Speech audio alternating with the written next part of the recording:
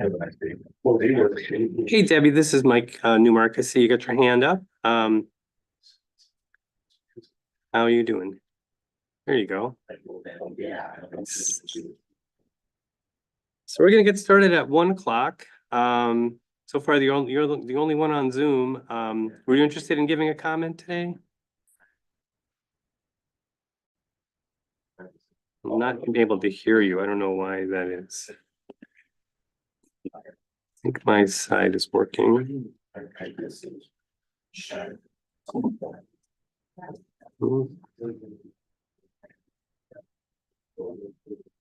It's gonna test out my speaker.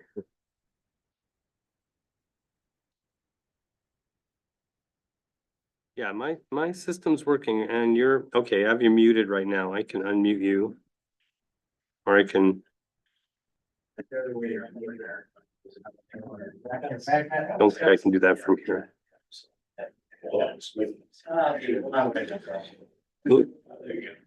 Okay.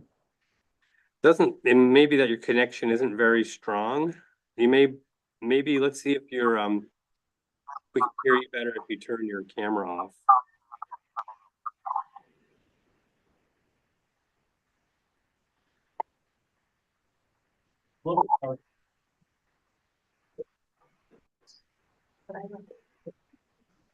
I do, yeah. So I'm hearing something from your end. So we may need to do is call in to the phone number instead of turning on the computer. I'm not hearing you.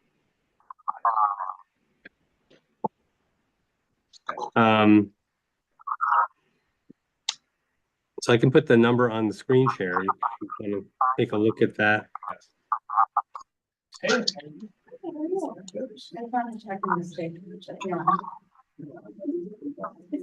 You can see that number there.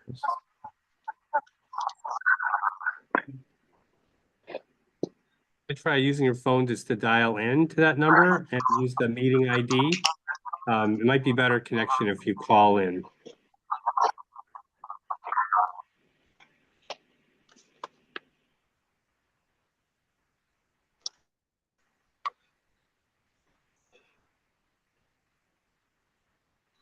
Welcome. Hey guys. So I'm gonna mute your end. And if you connect as on your phone number, I'll let you into the meeting that way, okay? Yeah, thanks. Everyone's shy. They're all outside or what?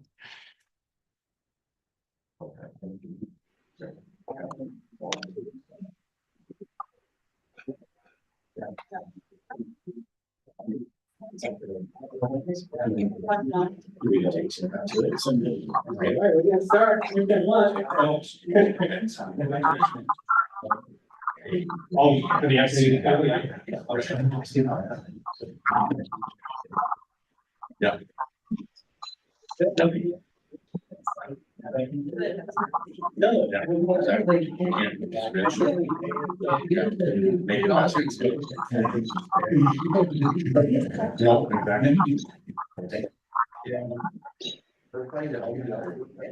Oh, no, and then it makes the right? He's good and I was like, oh, I'm dead.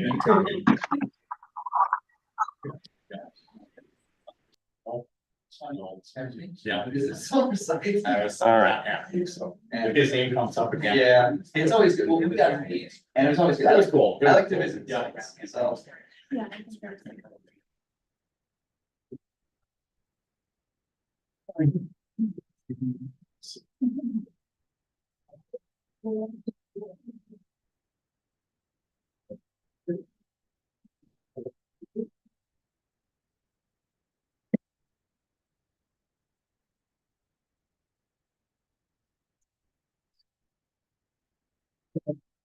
Yes.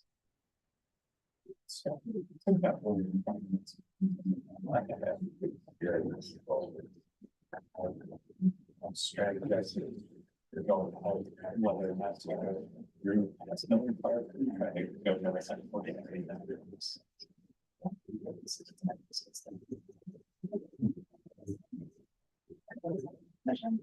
after the evening. I think All right, everybody, we're gonna get started at 1 o'clock, just so you know. I'm gonna need a new battery for this, so it may take a minute just to switch that out. But we have 2 people connected on Zoom and not as many people as I was expecting showing up right now. So everyone sit tight for a little bit. I'm gonna get a new battery and we'll get started. We also, the commission did contract for a Spanish language translation service, and I don't know if someone in the audience may know that person because they haven't checked in with us yet. So I just want to make sure they're not sitting here just waiting. Okay, no, okay. So just sit tight for a minute. I'll get a battery and we'll start.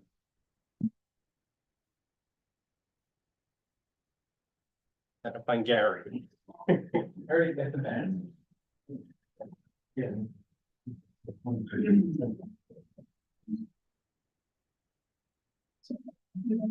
when I first started, I was coming back to a little bit. It's, I mean, it adds some time. We can sort out. They can put needed. Yeah. I mean, really the only congestion. I felt on here. There's things. They get to go on. Madison, thanks.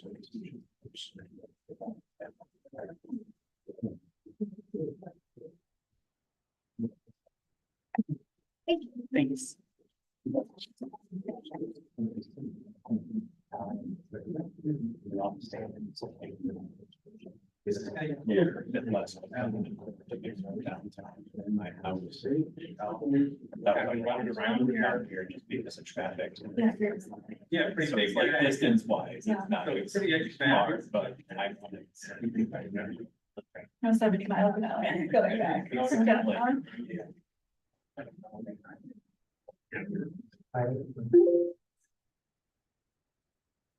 No, yeah.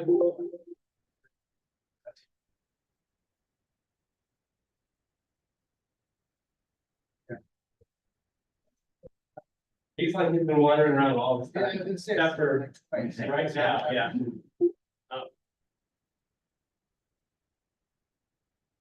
That was me digging. Best laid plans. All right, so we don't have anyone, still haven't gotten a lot of people. So Debbie Wicker, if you can hear me, we were having trouble hearing you on Zoom, so if you can try calling in if you want to make a comment. Otherwise, just want to make sure, otherwise you can just stay and listen. All right. I wanted to make a comment. Can you hear me? Oh, now I can. Yeah. I don't know what happened. That changed. Yeah. Good. Good. You're good. Okay. I Well, don't sit know. tight. We're gonna get Well, started. Zoom can be like that. All right. Sounds good.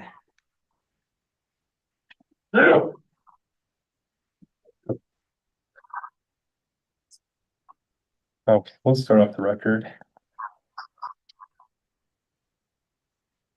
Okay, well, let's get started. It's 1 p.m. Welcome, everyone. This is the public hearing session in the joint application of Wisconsin Electric Power Company and Wisconsin Gas. Their application for an authority to adjust electric, natural gas, and steam rates. And this is Michael Newmark, Administrative Law Judge for the PSC, and we're in docket 5 UR 111. So I hope you're all in the right place, in the right time. We're here to take public comments on the case. And as you probably know our process, we have been vetting the application for the rate adjustment for many months now. We've had a session with parties and commission staff last week where we took their evidence and their witnesses were subject to cross-examination. And now it's the turn for the public to give comments. We're here to listen to public opinion on the case.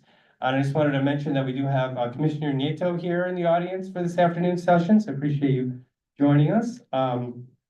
Basically, our process is pretty simple. I have your appearance slips for people who wish to make a comment. You can get those on the table outside. And if you do want to comment, you want to check the box that says speak now and hand this comment back to commission staff. And they'll run the slip up here, up to the table here. And once I get it, I'll know that you want to speak. I'll have it in the pile here. Just call out your name one at a time and have you come up to the chair. I'll swear you in, get your name, and give us your opinion on the case. All these comments will be made part of the record in the case. That's all the documentation that the commission will use to make a decision on the application. The commission has authority to approve the application, modify the application, or deny the application. So based on the record evidence, the commission will meet in open meeting and vote on the issues in the case. And then that'll kind of form the decision. Then a written order will be issued based on what the commissioners decide. That'll be posted on the commission's website and emailed to the parties in the case. So I think that's pretty much all the basics we need to cover. We do have people connected to Zoom as well as people in the room here. So let me welcome everyone to downtown Milwaukee, beautiful day. I forgot to mention that, and Gary especially, who helped me set up the room. He's very proficient at that, so I appreciate it. We're live streaming the Zoom, and that'll be a recording on YouTube, on the commission's hearings YouTube channel. So I think that's about all we need to cover. We can take our first witness, and I have two piles here. I'll be here a second. Yeah, okay. Those on the bottom. So like I said, just a couple of ground rules for when you make a comment.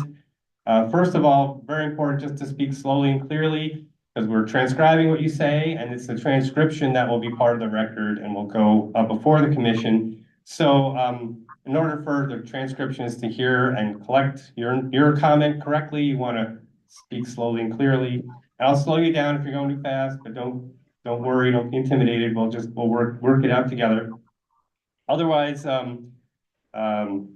just some basic courtesy rules, no applause or boos. And with people on both sides of the issue, and we want to encourage everyone to feel safe and free to give their opinion to the commission. So we're just here to listen and collect everyone's opinion. So at this point, we can take our first witness. We have Kent Miller. Okay.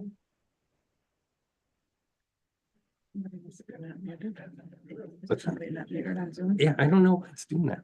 So we're gonna have to play tag with the microphone here. When I get that battery. All right, I think we're good to go. So swear you in first, raise your right hand. You swear or affirm, tell the truth, the whole truth, and nothing but the truth. I do. All right, name and comment, please. Sure.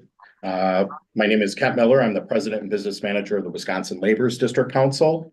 My work address is 4633 Laguna Way, Suite 101, DeForest, Wisconsin 53532. Good afternoon, Commissioner and guest. My name is Kent Miller, and the Wisconsin Laborers District Council is an affiliation of 5 labor local unions representing nearly 9,000 construction craft laborers throughout Wisconsin. The laborers are the most diverse craft in the construction industry, servicing over 900 employer partners in transportation infrastructure, vertical building, sewer and water, energy construction, utility distribution, demolition, asbestos removal, and other related sectors. On behalf of my union, I am providing comment today in support of the joint application for the rate adjustment by the Wisconsin Electric Power Company and Wisconsin Gas LLC. And I'm asking that the Public Service Commission of Wisconsin approve this proposed rate increase, which will reduce customer outages, build new utility scale infrastructure that will create great paying Wisconsin union jobs and spur economic growth and help meet new EPA rules. A significant part of this filing is for We Energies to recover cost of renewables and low carbon emission projects that the Public Service Commission of Wisconsin has already approved. I want to specifically address 2 of these projects: the Paris Solar Energy Center in Kenosha County and the Darien Solar Energy Center in Walworth County. Both of these are currently under construction and are expected to be in service soon. These investments made by We Energies will provide our energy grid with reliable, clean, and renewable energy to benefit ratepayers, and these investments have proven to be game changers for our members in our union. Currently, there are still 50 LIUNA members who are working at the Paris project and 200 of our members at Darien Solar Project. These projects have served as a catalyst in our union's efforts to recruit new apprentices to start their careers working as skilled union laborers. Of the current 250 LIUNA, Wisconsin members working on Paris and Darien solar projects, 113 of them are apprentices. This is remarkable and speaks to the impact that We Energies investments are making to expand Wisconsin's workforce and grow our economy. Speaking of the economy, just for our union, between the Paris and Darien solar projects, our members have worked a total of nearly 388,000 work hours as of the end of August of this year.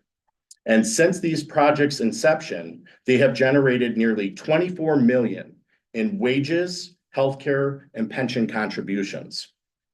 We Energies recently announced an additional 800 megawatts of planned utility-scaled solar, wind, and battery storage work, further signaling their commitment to creating great-paying union jobs to build this critical energy infrastructure. I think we can all agree for the need to invest in renewable energy infrastructure.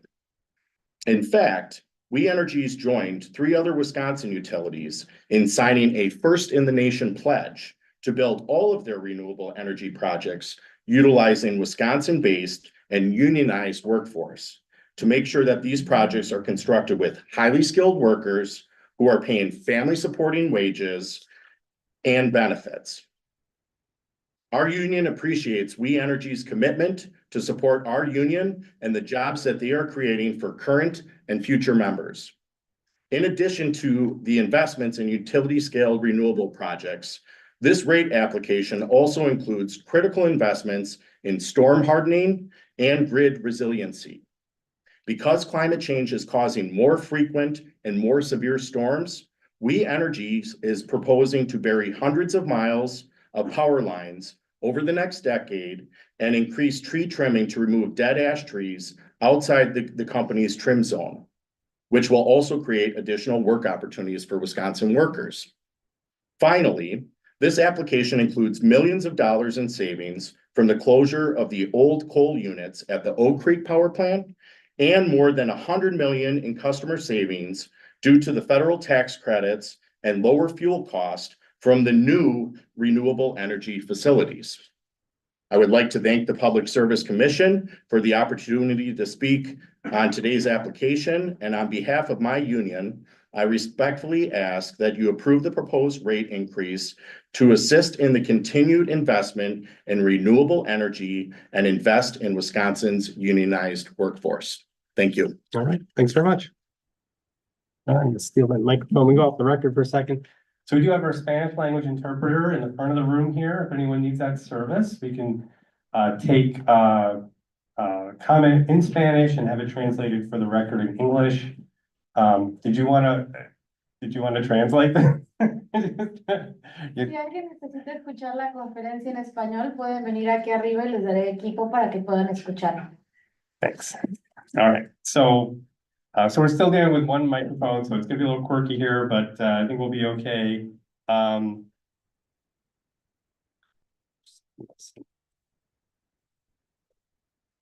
I guess not. Okay, so we'll take our next witness here, Karen Young.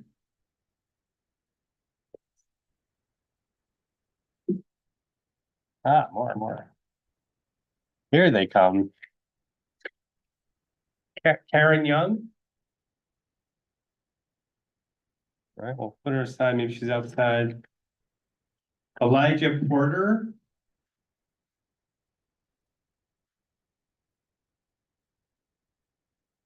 Elijah Porter. Ted Craig. Ted Craig.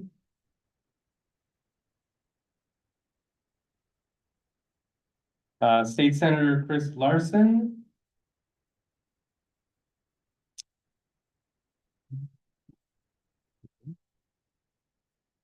I don't think I've had people not go up when I call their name.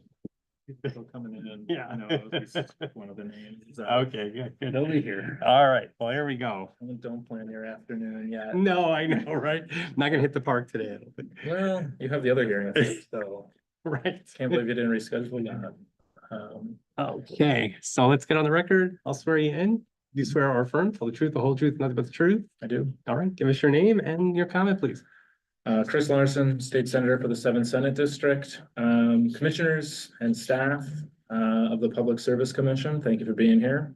And thanks for the opportunity to speak today. As a We Energies customer and a member of the Wisconsin State Senate, I speak today not just on my own behalf, but on behalf of my neighbors across the 7th Senate District and for all customers affected by this proposed rate increase. Once again, We Energies is putting profits and their Sorry, large. Can you slow down just Oh, I'm so sorry. once again? Yeah, I do have this in writing and I can submit it if that's easier for you. No, go ahead. Okay. You're here. Good. Sure. Once again, We Energies is putting profits and their large industrial customers ahead of what's best for the people of Wisconsin. With that in mind, I respectfully request that the Public Service Commission deny the requested rate increase. Despite a strong jobs market and flattening inflation, people across America are having to deal with stubbornly high costs for a host of everyday needs, namely food, housing, and healthcare. Southeast Wisconsin is no different. And yet, We Energies is asking to increase residential customers' electric rates by 9.29% in 2025 and another 8.58% in 2026. That's nearly $24 extra per month for the average residential customer once fully phased in. At the same time, We Energies is giving a sweetheart deal to its large corporate customers whose rates go up by just 5.53% and 1.78% over the next 2 years. Asking financially struggling families to choose between food and their electric bill is bad enough. The least they could do is make sure corporations are also paying their fair share. Regardless of who pays, there is the question of whether these increases are justified. After all, We Energies boasted a $5.88 billion gross profit for the 12 months ending in June 2024, a 9% increase over the prior year. Even using the more comprehensive measure of net income, We Energies still came out ahead over the same time period with 1.37 billion, a 1.2% increase over year. We Energies customers have already been subject to 7 increases since 2013. The increases included in this docket would make 9 rate hikes over the course of 13 years. These increases are in part a result of We Energies' delays in investing in renewable energy infrastructure. While other utilities invested in solar and wind power, We Energies has stuck with fossil fuels, only producing a small fraction of their energy using renewables. In 2023, only 9% of all megawatt hours delivered to customers came from renewable energy sources. This decision has directly harmed both ratepayers and our environment. We Energies is claiming one of the causes of the current rate increase proposal is financing renewable energy infrastructure, something I support. However, as construction and materials costs increase every year that they delay makes clean energy transition more expensive than it needs to be, all the while pushing Wisconsin farther away from meeting its climate and renewable energy goals. Ultimately, this means higher rates for already squeezed residential customers while failing to do enough to avert climate catastrophe shortly down the road. Adding insult to injury, We Energies' parent company, WEC Energy Group, is planning on building new gas infrastructure in southeastern Wisconsin. Not only would this be tremendously expensive in the ballpark of around $2 billion, but it is also likely to lead to dangerous air pollution, specifically methane emissions during extraction and transport. Instead of residential customers footing the bill for their boondoggle, We Energies investors should pay the price, just as any other private company would, were they not granted a state-issued monopoly. It is unreasonable to expect ratepayers to continually accept these large increases to their utility bills many already struggle to pay each month. Because of We Energy's recent history of continued rate increases, the brunt of which have been borne by residential customers, my neighbors demand greater scrutiny before considering this or any future rate hikes. Right now, the last thing that seniors and working people in my district need are higher electric bills. Once again, I hope the PSC will do what's right and what's best for the hardworking people of Wisconsin and deny We Energy's rate increase at this time. Thank you. All right. Thank you, Senator. All right, next up is John Hill.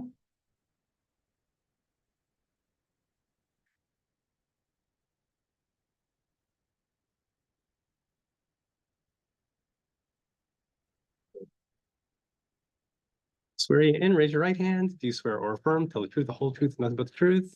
I do. All right, name and comment. John Hill. And comment. Good afternoon. My name is John Hill, Director of College and Career Readiness with Milwaukee Public Schools. On behalf of Interim Superintendent Eduardo Galvan, I am here today to show our support for the positive impact that a partnership we have with We Energies has had on our students over the past 8 years. We Energies is growing the next generation of diverse and highly skilled utility technicians through its innovative internship and youth apprenticeship programs for high school students interested in trades and technical fields. In many cases, the programs are life-changing for our students. They also serve as the perfect example of what can be accomplished through creative partnerships between school districts and the community. The We Energies programs introduce students to well-paying jobs and an alternative to a traditional four-year degree. It began as a collaboration with Milwaukee Public Schools to introduce students to unexplored career opportunities. 75.8% of our students are considered economically disadvantaged, and 91.3% are students of color. Not only does this partnership increase the diversity of the company workforce, it opens the door to high-paying careers in trades for students who otherwise may not have known they existed. Select students spend 1 to 2 years getting hands-on experience working with the tools and the equipment that We Energies employees use on a daily basis as line mechanics, gas distribution technicians, or design engineers. In addition to earning a paycheck, the We Energies helps students learn how to secure their future with money management courses, mentorship programs, construction skilled trades or CAST prep training, and interview and resume training. These initiatives help students prepare for post-graduation and a successful future, whether they stay with the company or continue elsewhere. We Energies is incredibly committed to this program and MPS students. In 2023, their employees visited students from 30 high schools and connected with more than 800 students. In addition, the company expanded its outreach to more schools and invited its contractors to participate in the program and hire their own interns, creating even more entry points to the trades. Since the program began, We Energies has exposed more than 3,500 students to careers in energy, provided over 200 employment opportunities, and created over 25 permanent positions for MPS graduates. 80% of the students involved identify as African American, Hispanic, Latino, Asian, or 2 or more races. The programs also have increased high school graduation rates and securement of licenses and foster preparation for the workforce. We are grateful for the long-term partnership we've developed with We Energies. It has positively impacted the community and so many of our students. We look forward to furthering our strong relationship with We Energies in the years to come, and we're excited about continuing our work together to help our students pave the way to their future success in life and work. Thank you. Thank you, sir. All right. All right, so I do want to remind people, please keep your applause to a minimum and no negative responses to comments as well. Just want to be respectful for everyone and make it a place where we all feel comfortable giving your comment to the commission. So we have one more comment for in the room, then I'm going to switch to Zoom for a few people who have been waiting since before we began. We have Sabine Peturka. There we go.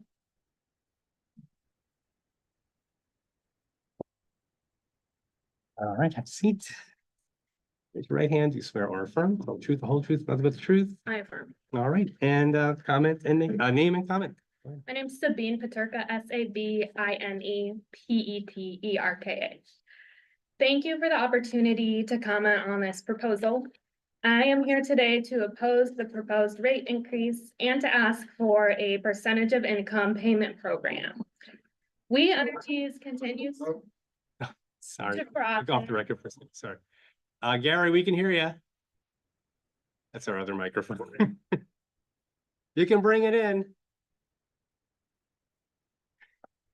Thanks. These are new. Yeah, no, that's what I thought. Yeah, sorry. That was pretty interesting interruption there. Thank you. No, you're good. Yeah, I didn't know it was going to happen. Okay, so Let me read back. what did you have last year? I'm here today to oppose the proposed rate increase and to ask for a percentage of income payment program. Great. We Energies continues to profit while Milwaukee families struggle to keep up with the cost of meeting our basic needs. They continue to profit while investing in fossil fuels, which contribute to the climate crisis, worsening heat waves like we experienced this summer. And they continue to profit as an unchecked monopoly against which the public has been speaking out for years with no glimpse of accountability. We Energies does not need to raise our rates again. Instead, we need an energy system transitioning to renewable sources while capping energy costs at most 6% of household income. I want to live in a Milwaukee where everyone can keep their lights on and heat their homes this winter without falling into debt or cutting back on groceries, where we can get safe green jobs, where we are innovative in our approach to adapting to and mitigating climate change, where members of the public have a voice, and when we say no, those in power listen. That's what I want for us, and it's all totally possible and within our grasp, but we need you to say no to We Energies. Thank you. Okay, thanks very much. Okay, so we're going to switch to Zoom. There's a few people here have been waiting, so let me check in with them. I'm gonna go off the record. So I just want to mention while we're doing this, I just want to reaffirm that there's a Spanish language interpreter in the room or in the corner there. So if you do want to listen to the hearing and translate it into Spanish, we can provide that service. If you'd like to give your comment in Spanish, we can translate it for the record. She can do that for us. So just want to make sure people remember that opportunity is available. Also, for Zoom, there's a new system. Part of the system now can translate the closed captioning from English to 34 other languages and then back again. So if someone does feel more comfortable speaking and or reading the closed captioning in a different language and even giving your comment in a different language, we can take the translated version for the record if that's something you want to do. So okay, so Debbie Wicker did rejoin us and she was waiting. She joined us at the very beginning. So I'm going to ask her if she wants to make a comment. Yes, I would. I'm on the phone though, because I keep getting booted off Zoom. Is it all right if I make my comment from the phone? The phone is perfect. Yes, I'm just going to get the microphones set up a little bit better. Sure. Just give us your name. I just want to test out if we can hear you okay. Yeah, my name is Debbie Wicker. Okay, great. We're good. All right, so just we'll get on the record and we'll get you set up here. All right, so first I'm going to swear you in, so please raise your right hand. Do you swear or affirm? Okay, I'm doing that. Okay, good, thanks. Appreciate it. Do you swear or affirm to tell the truth, the whole truth, and nothing but the truth? Yes, I do. Okay, perfect. So I don't have your name. We don't have your name on file here, so could you just spell your name for us before you give us your comment? Sure. My name is Debbie, Debbie, My last name is Wicker, Wickeer. Okay, go ahead. Okay, thank you for giving me the opportunity to speak. I am requesting that the Public Service Commission reject We Energy's request to increase our rates. I also want to ask the Public Service Commission to get control over We Energy's excessive compensation and spending. Wisconsin is now on course for unsustainable utility rates that will harm consumers and businesses. This will happen because We Energies is focusing on their own individual compensation and shareholder returns rather than keeping our rates as low as possible. No wonder we have some of the highest rates in the Midwest. Given the current executive compensation and focus on dividend maximization, all within the context of a guaranteed 10% rate of return, We Energies is completely ignoring the ratepayers of Wisconsin. Because of this failure, all executive compensation should be cut by at least 20%. Also, they should receive no increases in their pay until Wisconsin has lower utility bills. Stock dividends should also be significantly cut or eliminated. The money saved should be returned to the ratepayers to reduce their bills. The Public Service Commission needs to assert themselves now so that We Energy stops focusing on the wrong things and puts all of their resources and attention toward lowering rather than raising rates. The CEO compensation has increased more than 997% over the last 40 years. It is probably actually higher if you include all of the total perks that the CEO is receiving. Shareholders may be happy, but ratepayers are very unhappy because they have no alternative except to pay these awful rates. The Public Service Commission is the only protection and backstop for Wisconsin ratepayers from We Energy's monopolistic and abusive pricing. We Energies has no incentive to do anything other than to continuously request higher rates. They can be very inefficient and incompetent as financial managers and still get higher and higher individual rewards. The ratepayers of Wisconsin are begging the Public Service Commission to get control of this bloated, misdirected, and mismanaged company before it's too late. Thank you for considering my comments. Okay, thank you very much. Next, Thank we you. have, thanks. Kate Burke is next. You've been waiting. Okay, hello? Okay, great. So we're gonna do the same thing. I'll swear you in. Raise your right hand. Do you swear or affirm to tell the truth, the whole truth, and nothing but the truth? Yes, I do. Okay, so just state and spell your name for the record, please. Yes, my name is Kate, K-A-T-E, Burke, B-U-R-K-E. And I'm from Pewaukee, Wisconsin. Thank you for hearing my comment today. I would like to affirm every single speaker who went before me. And I would like to add a couple of thoughts of my own that I don't think were touched upon yet. I would like you as the PSC to reject the rate increase proposal. Wisconsin has one of the top rates of electricity in the Midwest. 25% of Wisconsinites already have trouble paying their utility bills. Low-income households are energy burdened and pay 25% of their income towards utilities. And people are stuck in inefficient homes, particularly people who are already burdened. Additionally, We Energies built some of the the last coal plants in the entire United States. This was a poor investment, and ratepayers should not continue paying for them. Additionally, in May, We Energy sought a rate increase to pay for 2 new gas-fired power plants, LNG storage and pipeline. This is old technology.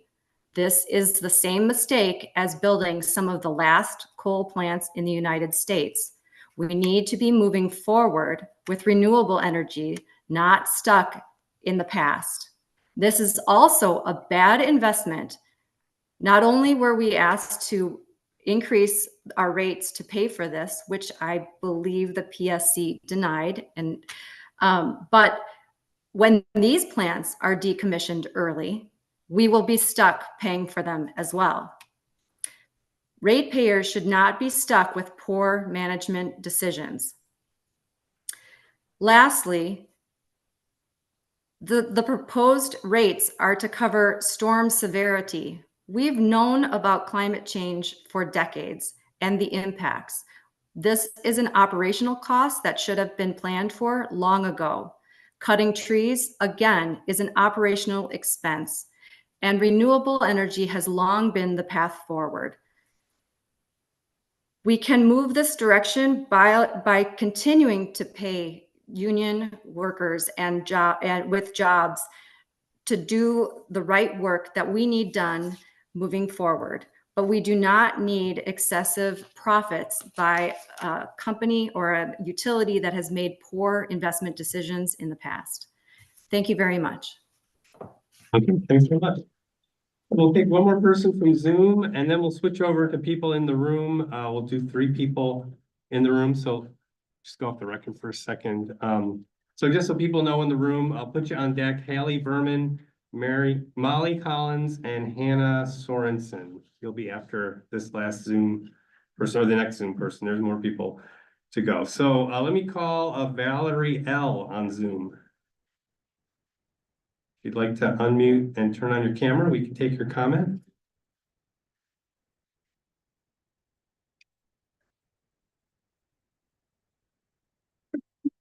No response from Valerie. Give you another second. We'll come back to you at the end in case you're having trouble pushing the buttons there. How about, oh, there we go. No, someone new. Okay. Marcella Muros, would you like to make a comment? Just turn on your camera. No, not now. Okay, how about Yakov Rubenstein? Just there to listen? No, there I was we go. mostly there to listen. I don't have a camera on this device. That's okay. So would you like to comment? I do. To me, does seem. If you do, we'll need to swear you in and get you all settled in. So you do want to make a comment, yes? Yeah. Yeah. Okay. So let's first I'm gonna swear you in, and then I'll ask you to spell your name for the record. So raise your right hand. Do you swear or affirm tell the truth, the whole truth, and nothing but the truth? I swear that I will tell the truth, the whole truth, and nothing but the truth. All right, great. No, that's excellent. So just spell your name for us, so we have that on the record. Yakov Rubinstein.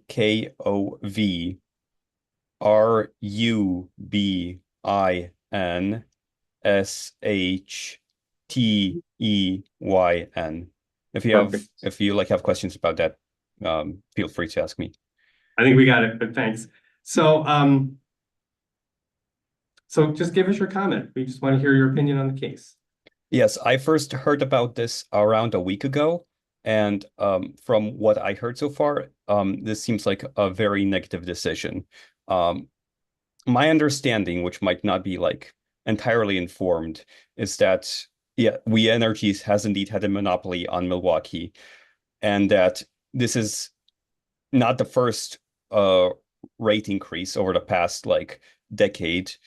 In fact, I think it might be the third, which seems strange. Like it seems like kind of absurd to me that like there will be so many rate increases, especially like since the city has not finished paying off for the old like station that We Energies was using, and now We Energies is switching to a new station using natural gas. So my current thoughts on the situation are profoundly negative in regards to this. And Chris Larson spoke earlier. I also agree with everything that Chris Larson said, and I do not think that that the committee should accept this rate increase. Thank you. Okay, thank you very much. Right, so like I mentioned before, I think people have just joined us on Zoom, but we're going to switch over to people back in the room. We'll take 3 in the room and then we'll switch back to Zoom. Trying to just catch everyone here. But just want to go off the record just for a second because there's a lot of new people here. Yes, sir. I don't know what you're okay. I want to go off the record just because there's a lot of new people here and you might not have heard some of the preliminary information I was giving. So just so you know, we're creating the record today in this case. Part of that record is public comments. For the people in the room, people giving their comments on Zoom, that's going to be the transcription of this hearing, which will be provided to the commissioners.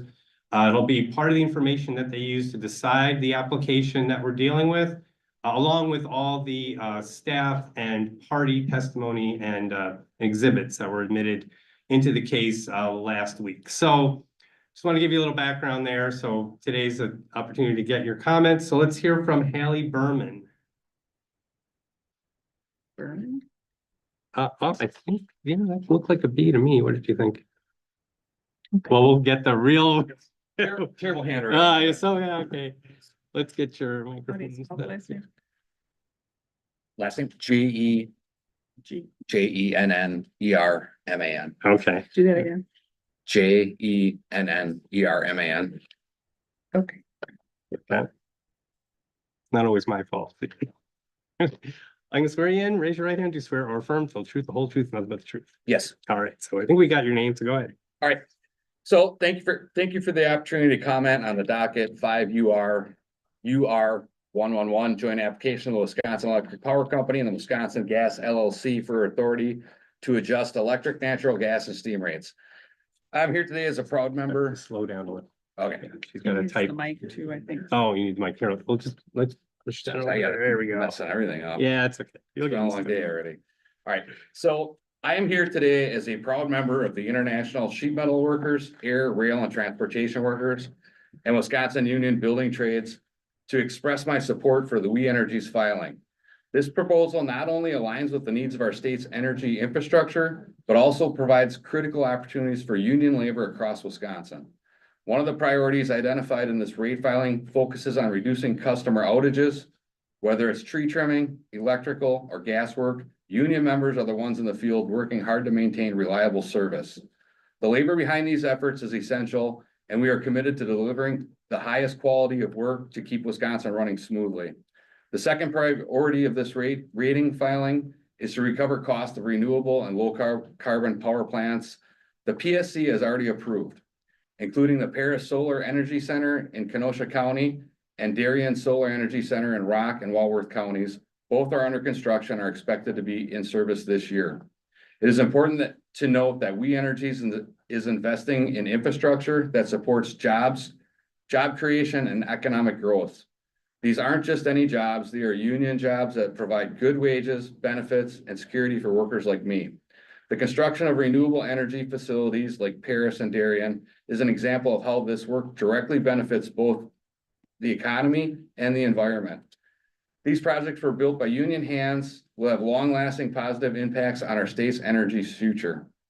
Third, as Wisconsin moves away from coal and embraces cleaner energy sources, it's our members who will be building the infrastructure that makes this transition possible. In March 2024, We Energies made the first in the nation pledge to use union labor on all future solar, wind, and battery storage projects. This partnership shows that We Energies values skilled labor that our unions bring to the table, and that they understand the importance of investing in a workforce that will deliver safe, reliable, and sustainable energy for Wisconsin. It also means our transition to renewables is done with union labor at the core. from the construction of facilities to the future jobs these projects will create. I urge the Public Service Commission to approve this filing, and we look forward to continuing our work to build Wisconsin's future. Thank you. Great. Thank you very much. You're good? All right, Molly Collins.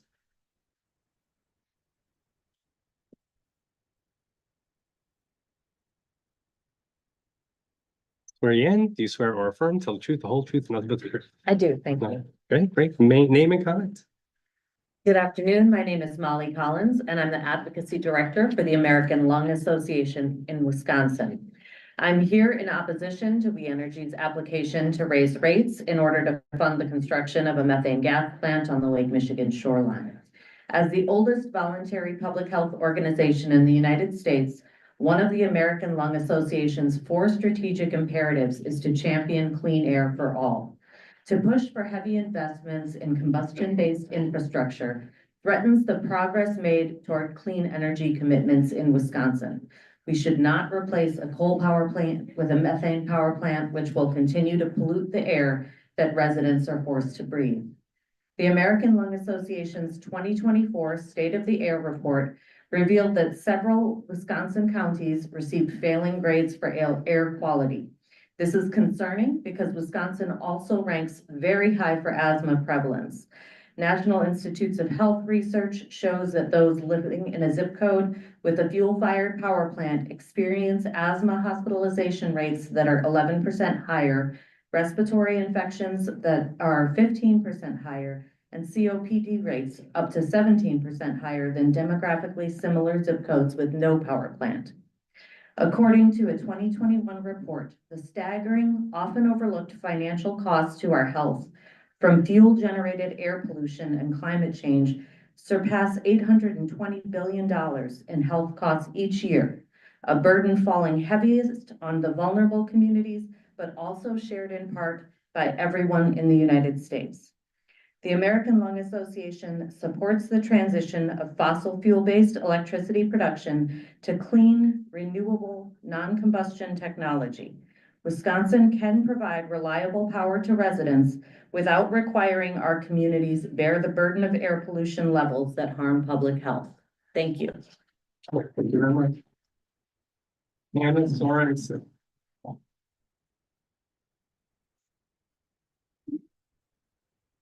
Your right hand, do you swear or affirm, tell the truth, the whole truth, and nothing but the truth? I do.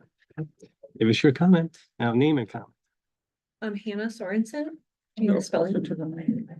I'm not hearing it over the mic, but. Hannah Sorensen. That's better. Yeah, thanks. Sorensen. Good afternoon, and thank you for the opportunity to comment. I also want to thank the PSC for offering 4 different opportunities to provide comment on this docket and for offering both in-person and virtual options as well as Spanish language interpretation. Those efforts don't go unnoticed. My name is Hannah Sorensen, and I am a City of Milwaukee resident and a current second-year Master of Public Health student. I'm here today to ask that you deny We Energy's request to raise electric and gas rates for 2025 and 2026 and deny any future rate increases until We Energies implements a percentage of income payment program, or PIP. While in grad school, I've worked part-time with a local organization facilitating youth programming at local schools and other youth-focused spaces and events in and around Milwaukee, including in some of our most highly energy-burdened communities. I've seen firsthand how climate change driven by fossil fuel use is impacting the health and safety of our community, including affecting how we are able to spend meaningful time together. This past summer, I worked at a day camp at a youth center in Northwest Milwaukee. I had a lot of fun and met some amazing, talented, energetic youth. They played hard, but it was hot, being in an old building with no air conditioning. We had some fans that we were able to bring in, which helped some, but there were days where the heat really affected kids' ability to participate, especially those with underlying conditions.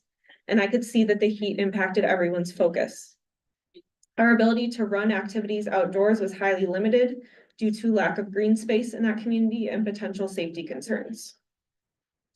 My fellow camp staff and I held a meeting at the end of summer to debrief and identify strengths, weaknesses, opportunities, and threats to the program. When we got to talking about the pros and cons of the physical space, we couldn't ignore the health and safety concerns that the heat and lack of cooling had presented. And we acknowledge that this was a potential threat to us being able to run camp safely in that space in the future without modifications. We were in that location for a reason. There weren't many other summer activities available to youth in that neighborhood. The thought of having to move locations or even heavily modify this opportunity for youth to be together in person, to connect and gain new experiences, all because of the heat, is really disheartening. This is just one example of how rising temperatures, driven by our reliance on fossil fuels, are harming people in already under-resourced areas. Heat doesn't just directly affect our physical health, it also affects how we are able to come together and build community, which absolutely matters to our health. With rising utility rates, many families in this and surrounding communities, which are predominantly low income and communities of color, cannot afford to cool their homes during heat waves. We Energies has some of the highest racial disparities in energy burden in the nation, with majority Black and Latinx communities paying more than double the rate of energy burden compared to white neighborhoods. This means that a lot of our kids were not getting relief from the heat when they left our program at the end of the day. That ongoing exposure can lead to increased risk of heat stroke, dehydration, and other serious health conditions. We Energies is pricing people, especially people of color, out of basic health and safety. In the last rate case, the PSC ordered We Energies to explore the creation of a PIP pilot program to help customers who are already struggling to pay their bills. There is still no PIP. We Energies should not be allowed to raise rates when they have not taken sufficient action to address customer affordability.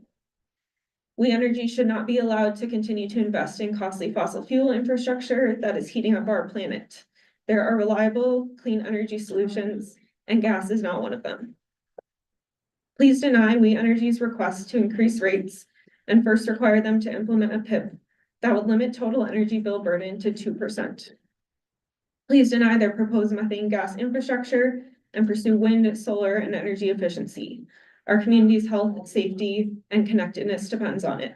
Thank you for your consideration. All right, we're gonna switch over to our Zoom participants and take some more comments here.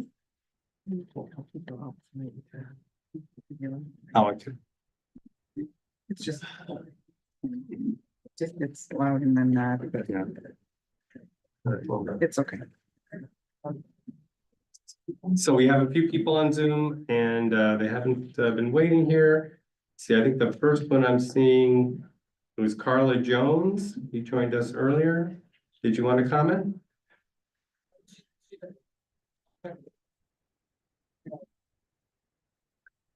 So I'm just gonna ask the people just standing outside the door, if you could just quiet down a little, because it's really hard for the transcriptionist to be able to hear the witness with the noise outside. So just either move back into the waiting area or just keep it down by the door. Yeah, thanks. So Carla Jones, no one, no comment for you. How about Beth P? See you there. Hi, everyone. Can you hear me okay? Oh, no, they can't because I'm holding the microphone. I gotta switch. Hang on. Okay. Oh boy, there we go. Hi, everyone. I wish So I could be let's there just- in person. We're just gonna check you in here Yep. and get you spotlighted for the Zoom. Could be working, okay. Okay, I think that's as good as, yeah, I think that's good. All right, so. Okay, so first of all, let's swear you in. Raise your right hand. Do you swear or affirm, tell the truth, the whole truth, and nothing but the truth? I swear to tell the whole truth and nothing but the truth. Okay, well, spell your name for us, please. Yeah. My name is Beth Pfotenhauer, B-E-T-H, P as in Peter, F as in Frank, O-T-E-N-H-A-U-E-R. Great, thank you for not making me have to read that name. Yes. So it's Pfotenhauer, like the Pfister Hotel or the great. Pfizer vaccine that y'all should get as a promo for the beginning of respiratory season. My name is Beth. Yeah, yeah. My name is Beth Pfotenhauer, and I am a resident of St. Francis, Wisconsin, and also I work as an employee for the City of Milwaukee Health Department as a scientist in infectious diseases. In my home, in my personal life, I rent out rooms to single ladies who can't afford to live alone. And I am lobbying this group to say no to We Energy's rate increase until 3 aspects are incorporated into their proposal. One, there are alternatives for inclusion in renewable energy from companies that will give reasonable rates to buy excess energy back from solar or wind power. 2, that a portion of the funds go to energy efficiency in low-income residential homes, which suffer from poor insulation and thus use more energy than the average modern day or well-equipped home. And 3, there's an understandable access for PIP, which is the percent of income payment plan for low-income residents. And that becomes mandatory for We Energies. Energy is a luxury, but it's also a critical element of healthy homes and personal safety. We need affordable energy because people like me and my roommates have directly dependent on electricity for medical factors that are all breathing related, from running CPAP machines to keeping air filter machines running for allergies and breathing well, and also for just keeping medications refrigerated, as well as keeping heat and air conditioning going in our homes for our body's safety. So I'm urging the committee to vote no until these aspects are incorporated into their proposal. These are all things that are very important for public health and for the most marginalized communities that have the least ability to pay for these energy hikes. Thank you. Okay, thank you very much. Okay, our next Zoom person is Jeff Meyer. Get you set up here. So just unmute your microphone, just make sure that's going. That's okay. Okay, and you, I can't think, I might be able to unmute you from here. So there we go. Now you should be good. All right, good. I can do a couple of things here. We're good to go. We just want to get you to, I'll swear you in, and then if you just spell your name for us when we get started. So raise your right hand. Do you swear or affirm, tell the truth, the whole truth, and nothing but the truth? I do. Okay, great. So state and spell your name, please. Jeff Meyer, M-E-Y-E-R. Live in Muskego, Wisconsin. Couple of things, and I'll make it short. I have been retired 12 years from We Energies. I worked 14 years in what started out as the Energy Theft and Fraud Unit. It's now called Revenue Protection. I was an investigator and a team leader in that unit. We built, during that 14 years, a nationally recognized best practice theft and fraud unit, which exceeded our recovery goals every year. And we worked closely with law enforcement and prosecuted people and got convictions for energy theft. That being said, in the 12 years I've been gone, that unit has been stripped to bare bones. I have not seen a single media coverage of any prosecution for energy theft. There are no field investigators there. I still have contacts there. They have a couple of analysts that sit at a desk, look at smart meter information, which only gives so much. Now, when I was there, the Edison Electric Institute did a nationwide study. And granted, this is dated information. I've been out of the loop. But back then, that study, nationwide of utility companies, showed that anywhere between 1% to 3% of gross revenues for a utility company were theft. It doesn't sound like a lot in a percentage basis. But when you look at We Energy's gross revenue, 1% is over $100 million. And these are non-technical losses. These are preventable losses. So That being said, before I could buy into a rate increase, I'd like to see more done to prevent those non-technical losses instead of everybody else having to pay for those write-offs. Thank you. Yeah, just before I let you go, could you just define energy theft? What do you mean when you're saying that, just for us to understand? Great question, because it is confusing. We chased countless illegal self-reconnections if people were disconnected. Okay, break the locks off, damage the meters, put nails, bicycle spokes, any piece of metal in those sockets, which also create many safety hazards. We also had some, believe it or not, natural gas thefts, up to including tapping into high pressure underground gas laterals. Those two guys went to prison. Going into a 12-unit apartment building, running a garden hose attached with duct tape on each end to steal gas from their neighbors, and identity theft. We had a major problem with ID theft, name switching to avoid bill payment. For example, when I first started, there was a family down in Racine. They hadn't paid a bill in 10 years. Father ran up a bill, got disconnected, got to get reconnected during the moratorium. Next year, mom goes on the account. Next year, oldest son goes on the account, and so on.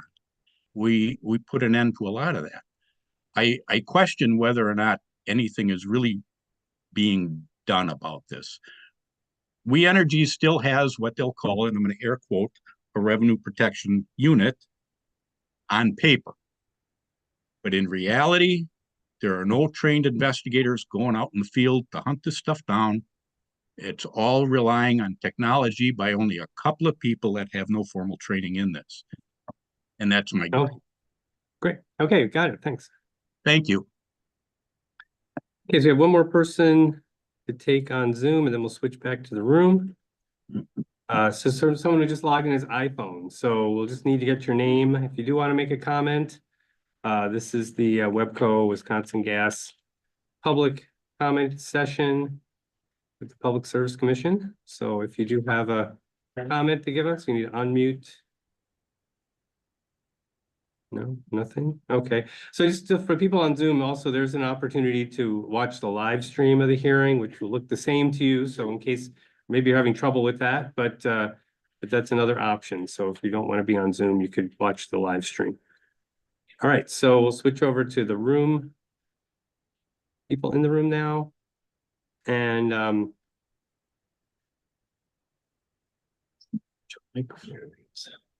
are you doing? Yeah. Good. Okay, so we have, looks like Corbin Caswell. Am I pronouncing that right? I have pretty trouble. Yeah, three names here, Corbin. It's like Martin. Yeah, that's you. Okay, okay, we'll work it out. Great. Yeah, come on. Yeah, you're next. What was the first name? I was just about myself. Or Corbin. Well, we can have you spell it, but I bet you've seen this one. Okay, then next up will be Marcia Olson, and then Micah, right? Micah Lerner, I think. Levitt. Okay, great.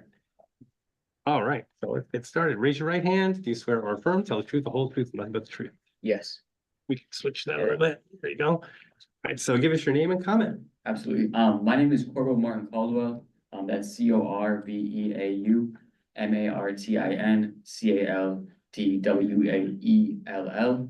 I'm a senior at Rufus King High School in Milwaukee, Wisconsin, and I'm here to say I oppose the proposed rate increase by We Energies. I'm concerned about the effects that the rate hikes would have on my community members, especially those who are already paying for lots of other bills and with inflation. And I feel like it would hurt those most marginalized and those already in the most danger of financial troubles and foreclosures and other issues in my community. I think if this would be a regressive measure. And I also find the reinvestments being made in fossil fuels by We Energies to be concerning the constructions of the new natural gas plants. And the fact that those are being used as justification for the rate hikes, I think that hurts marginalized communities on two levels. The first is the initial rate hike that those families will be paying, and the other is down the line in the future. We see that the impacts of climate change are disparate, right? The fact that our neighborhoods in the north side of Milwaukee are getting hotter because there's not trees and green spaces to cool them down, or the fact that borderline communities have to deal with the blowback from pollution and don't really have that safety net to evade the unforeseen impacts of climate change. So there's two layers of pain and hurt that would come with this rate increase for marginalized communities, for my communities. And I think that We Energies also has a lot of responsibilities to make investments in renewables that they're not currently making, right? As of 2023, We Energies' total energy composure was only 5.4%. That's far below the national average of 21.4%. I think that We Energies is not making the right investments, and before they can have rate hikes, or before they can call on their constituents and their clients to make those rate hikes, I think they need to make the right investments in our future. So that's the reason that I oppose the rate hike. Thank you. All right, thanks very much.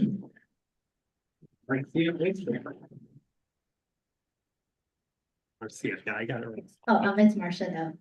Like the Brady Bunch. Oh, It's just spelled Marcia because I'm cool with that. Okay, well, let me swear you in. You swear or affirm, tell the truth, the whole truth, and nothing but the truth. I do. All right, name and comment. So my name is Marcia Olson, MarciaOlson, and I am currently a senior at Milwaukee School of Languages. And I oppose the rate increase, and I oppose We Energies fossil fuel investments.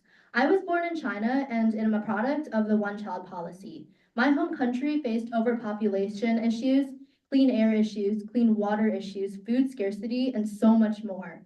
This brought poverty and health issues to my people in China, and I do not want Milwaukee to be next. And We Energies is contributing to us being next, the place I call home. I do not want my neighbors and classmates to struggle and have to choose between food and power. I do not want my low-income school to have to cancel more school days during heat waves. I do not want farmers to struggle to grow food and pay prices. Please do what is right and deny We Energies' rate increase for the people, the planet, and the future. Right. Hey, Micah?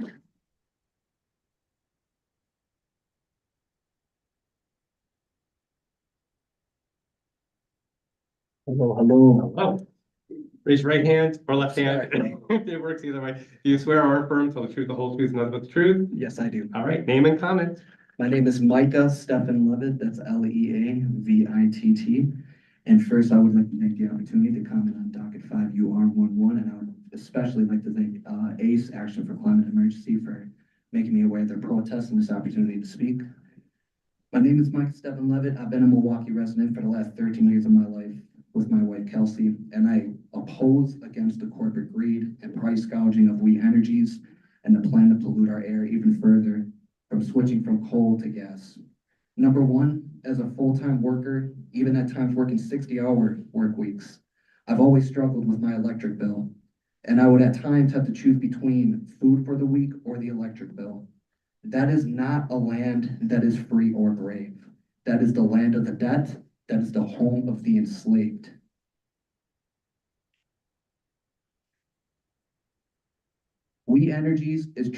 The fact that We Energies is trying to increase the price is insanity. It does not take much to look around and see the price gouging in every other area in life, from rent to food, you name it. We don't need another price gouge. We need a price decrease. Over 60% of Americans live paycheck to paycheck. And you really think increasing this rate in Wisconsin won't make other states follow in your footsteps? That's foolishness. You really think that this will make things better and improve the quality of our lives? That's foolishness. Shame on We Energies for lying and advocating for this. We Energies made $990 million in profit last year. You don't need another penny. Make the right choice and choose people and planet over profit. Thank you.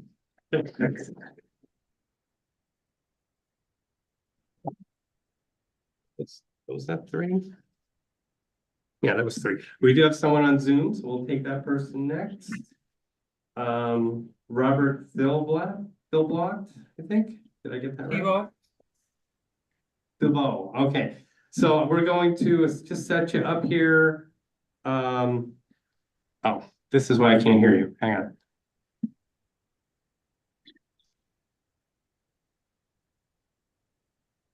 Okay, I think that'll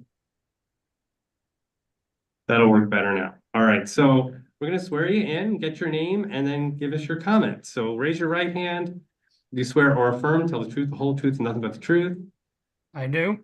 All right, so state and spell your name for us, please. Robert Thibault, Thibault. Okay. I'm a resident of Milwaukee. My wife and I have lived here since 1985. And I guess I'm kind of wondering why the PSC is meeting. I guess it's a mandatory thing you have to do because I think, in my opinion, it's a bit of a farce. You folks meet, and every time you meet, you allow We Energies to do whatever it wants. My wife and I are retired. We have a fixed income. We don't have the profit margin that We Energies does. But I don't know. People would accuse you of being in their pockets instead of working for the public service. Yeah. Really, folks, it's time to do your duty to the people of Wisconsin instead of We Energies. We're doing okay financially, but there's a whole lot of people that aren't. And you're just beating our city down. And that's what I had to say to you. All right, well, I appreciate you making the comment.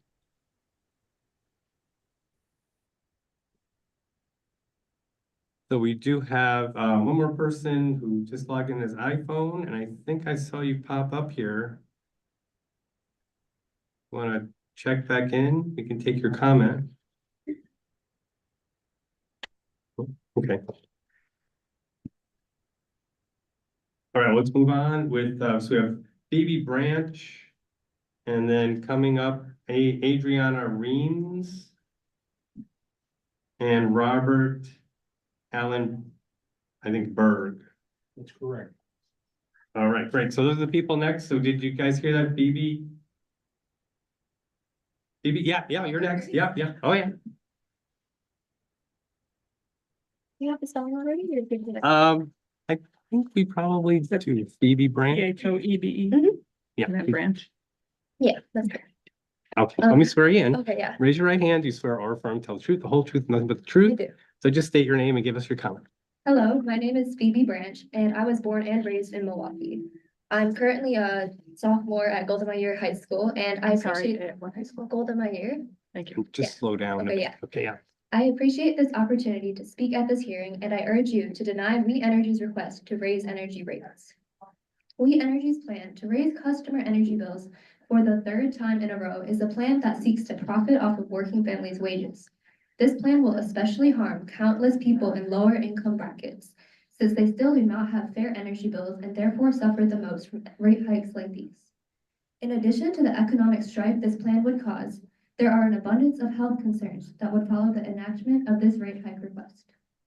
We Energy seeks to use their profits to construct new fossil fuel plants, which is both unnecessary and unsustainable. Air pollution is the leading cause of asthma complications and organ damage, and by implementing the infrastructure of new gas plants, We Energies continues to contribute to these prominent health issues in Milwaukee instead of using their profits to invest in renewable energy. As a young person who hopes to grow up in a sustainable Wisconsin, I challenge you to invest in a cleaner, healthier future instead of prolonging these unsustainable practices. My generation wants the assurance of a brighter tomorrow, and we are entrusting you with the power to reach this goal. Thank you. Adriana Reams, Robert Berg, and then Abraham Bear. Okay. Raise your right hand. You swear or affirm, tell the truth, the whole truth, and nothing but the truth. I do. Okay. Okay, give us your name and comment. I'm Adriana Reams. I'm a member of the Golda Meir Green Team in Action for Climate Emergency. I'm here to ask you to deny We Energy's request to raise electric and gas rates. Despite antitrust laws, the WEC has been allowed to become a monopoly, and with that, it is your responsibility to stop them from further harming consumers. Some of this money is supposed to go towards building new natural gas plants, but every ounce of methane emitted from these plants lasts in the atmosphere for over a decade. In a 20-year period, a ton of methane would be responsible for 80 times as much global warming as a ton of carbon dioxide emitted from coal plants. This rate increase is supposed to help reduce power outages, while it fails to address the root cause of these outages. We've had 133% more significant outages in the last 4 years than in the last 43 years, and there's no reason for this other than the effects of climate change and the severe weather they bring. By allowing these rate increases for new gas plants, we will be locked into this methane for decades, only standing to perpetuate the speeding up of climate change and the outages it causes. The coal plants in Oak Creek, which are being shut down prematurely to their initial promised lifetimes, whilst we still pay 10% profit on them each year, will total hundreds of millions of dollars we pay to We Energies for plants that are no longer producing any energy. Natural gas is already an obsolete power source, and these new plants will be met with the same fate as their coal predecessors, never paying for themselves as promised. Coal needs to be replaced, but it needs to be done right with renewable energy sources as a sole replacement. Until then, the profit-driven chokehold the WEC has held over us for years needs to stop, and you're the only ones with the power to make that happen. Currently, We Energies makes more than double the revenue of any other local utility, and in the past 20 years, we went from some of the lowest to the 5th highest rate in the Midwest. Instead of further driving these profits, you should be establishing a progressive system that factors in income, as these inequitable demand-based residential rates disproportionately harm economically disadvantaged minorities that cannot afford efficient energy technology and are already the most affected by climate-caused death and illness. So please do not give in to this demand by the WEC that will not effectively stop or even slow air pollution, which is known to increase rates of asthma, infant mortality, cognitive impairment, and premature death. It is time that the people on the planet take priority over record profits, so please say no to these rate increases.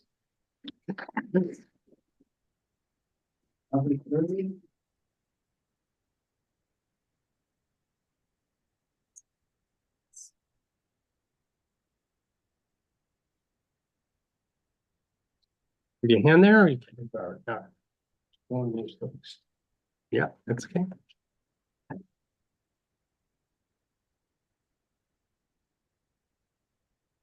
My name is Robert Berg, otherwise known the whole world over as Bob. All right, I'm gonna swear you in. Raise your right My hand. last name is spelled B-E-R-G. Do you swear or affirm, tell the truth, the whole truth, and nothing but the truth? I certainly do. Excellent. Go ahead. And just speak right in there too. so I'm people can opposed hear to the you. rate increases offered to We Energy. And I am a co-generator of power. On December 28th, 2022, my 9 solar panels on my roof that I paid $13,170 for were activated by We Energies. After I had signed an agreement under duress not to take any promotions or discounts from them. I installed the solar panels. Yes, to save a little money, to save some money. But I installed them basically because we need to move from petrochemicals to renewable energy. This thought would be a way to do it.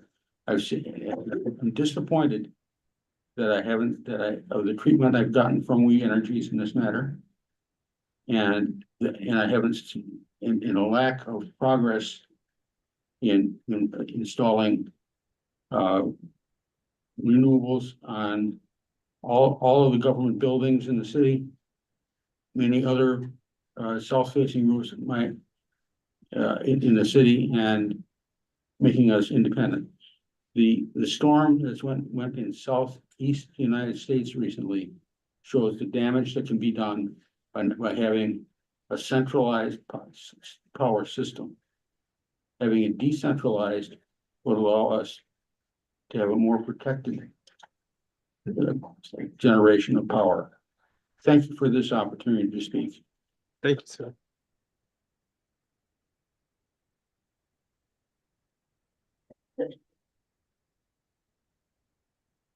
Okay, so I just wanted to note that Commissioner Hawkins just joined us on Zoom. So Marcus Hawkins, one of our three commissioners. We have Christy Nieto here in the room, and Marcus has joined us over Zoom. So they're all listening to your comments in real time. Okay, so let's move on with some more comments. No one new on Zoom, so we'll continue with Adam Bear and then Peter, looks like Job. Great. Have a seat. Abraham. Yes, okay, what, did I say something else? Sorry. Not a problem. Okay, raise your right hand. Do you swear or affirm to tell the truth, the whole truth, and nothing but the truth? I do. Okay, so name and comment, please. Very good. Hi there, my name is Abe Bear. I'm a stay-at-home dad living in West Allis with my wife and my 1.5-year-old son. I've loved starting a family in a city and a state that values families. However, these proposed rate hikes are inherently anti-family. Not only will they constrict working families' abilities to take care of their children, the funds will be used to destroy these generations' futures. I am deeply afraid for my son's well-being in a world with an unpredictable and unstable climate. Delays and platitudes about transition are feeble disguises for greed and disregard for human life. We must stop using fossil fuels, and Wisconsin must be leading the way. Please deny this request. Okay, thanks. Thank you, Joe. Then it's Jackson Thao and Ramona Kari. I think that's what it says, or Gary. Have a seat. With your right hand, do you swear or affirm to tell the truth, the whole truth, and nothing but the truth? I do. Okay, go ahead with your name and comment, please. Hello, my name is Peter Job. I'm a We Energies customer. I live in Stockton, Wisconsin. It's up by Green Bay and Appleton area. I believe it's important for the commission to consider two aspects regarding this We Energies plan. First of all, this plan is out of step with the rest of the nation.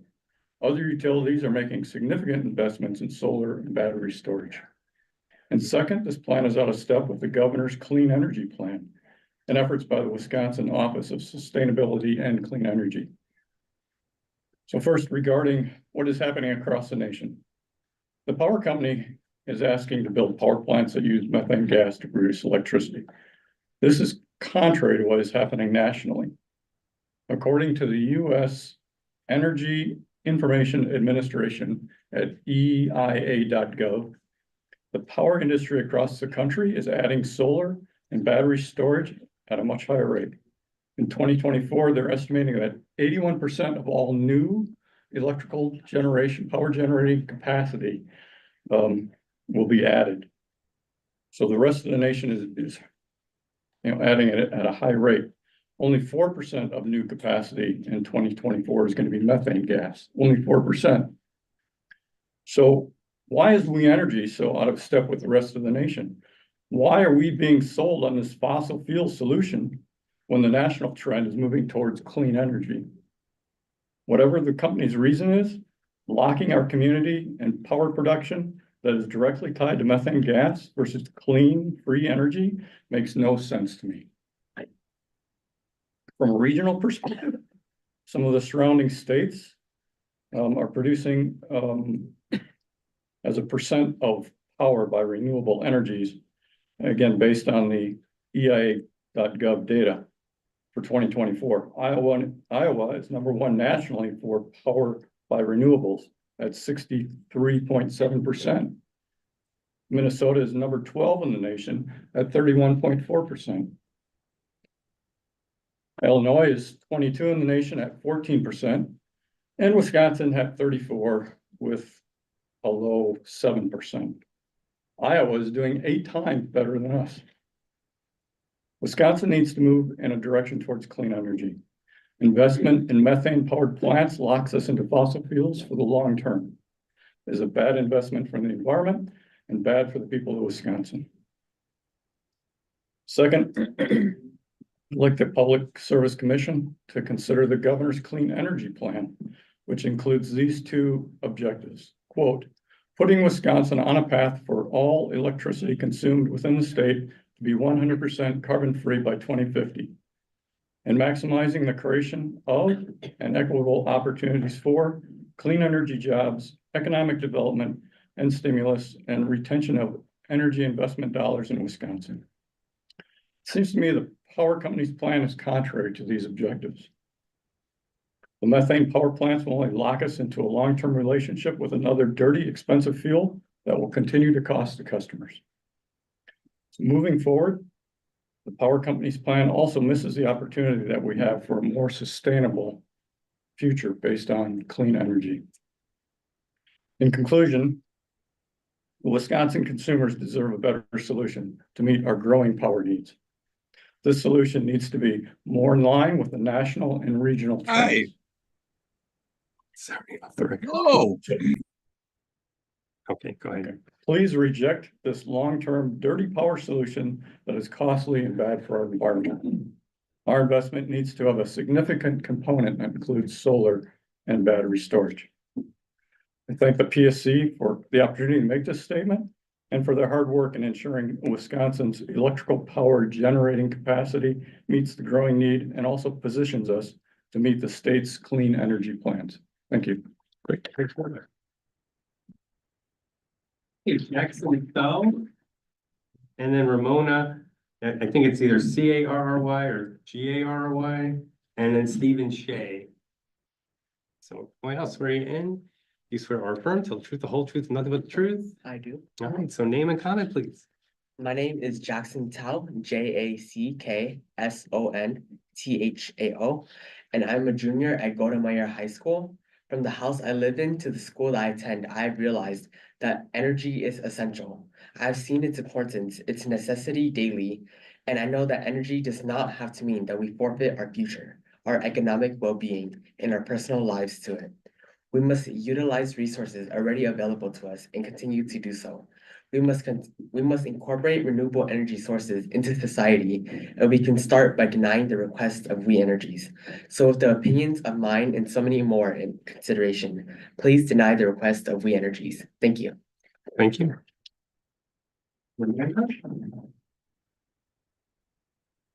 Ramona? Yep, it's a G-A-R-R-Y. All right, put you on the side here. Stephen Shea. Okay, thanks. I don't have a pile for, yeah, I'm gonna put that one, okay, over here. Karen Young.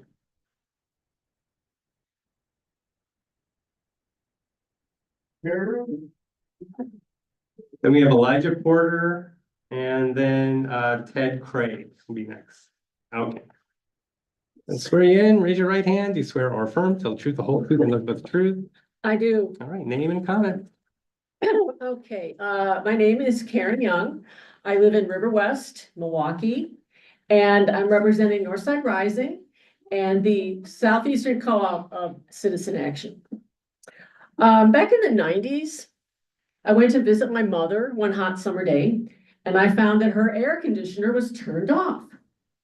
I asked her why she didn't have it on, and she said she couldn't afford to run it. She was living on a very small Social Security check, as are so many people in this country, I have to tell you.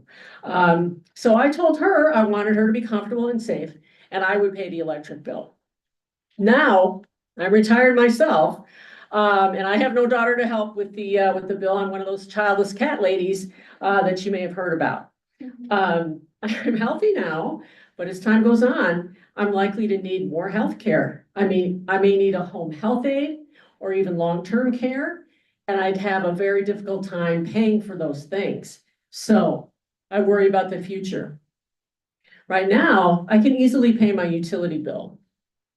But for many of my Black and brown neighbors who typically work hard for lower wages, they're already paying from 8 to 20% of their income to We Energies.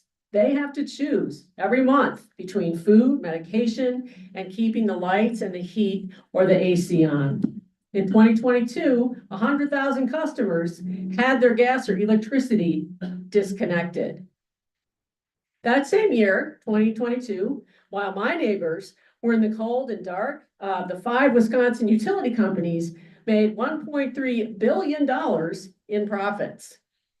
In 2023, We Energies got a 9.2% rate increase, and 2024, 2.3% increase. It's 2 years in a row. Their stock price is up from 77 to 95 from right now from this time last year. So that's great. Now they want another 18.5% rate increase over the next 2 years. This company has a monopoly. None of us can get our heat from another company that might be cheaper. We don't have a choice. There is a better way. Instead of an overall rate hike, we want We Energies to implement a percent of income pilot or a PIP that would cap what people pay at 2% of their income. This would protect our most vulnerable people from the high cost of utilities and from what can happen when their utilities are shut off, which means they can die, freezing to death, or from the effects of extreme heat. We urge the Public Service Commission, put the public back in Public Service Commission, and vote no on We Energies rate hike and their investment in expensive, dirty, and outdated gas plants. It's time to prioritize people over corporate greed. And just know this, we will continue to fight for our lights.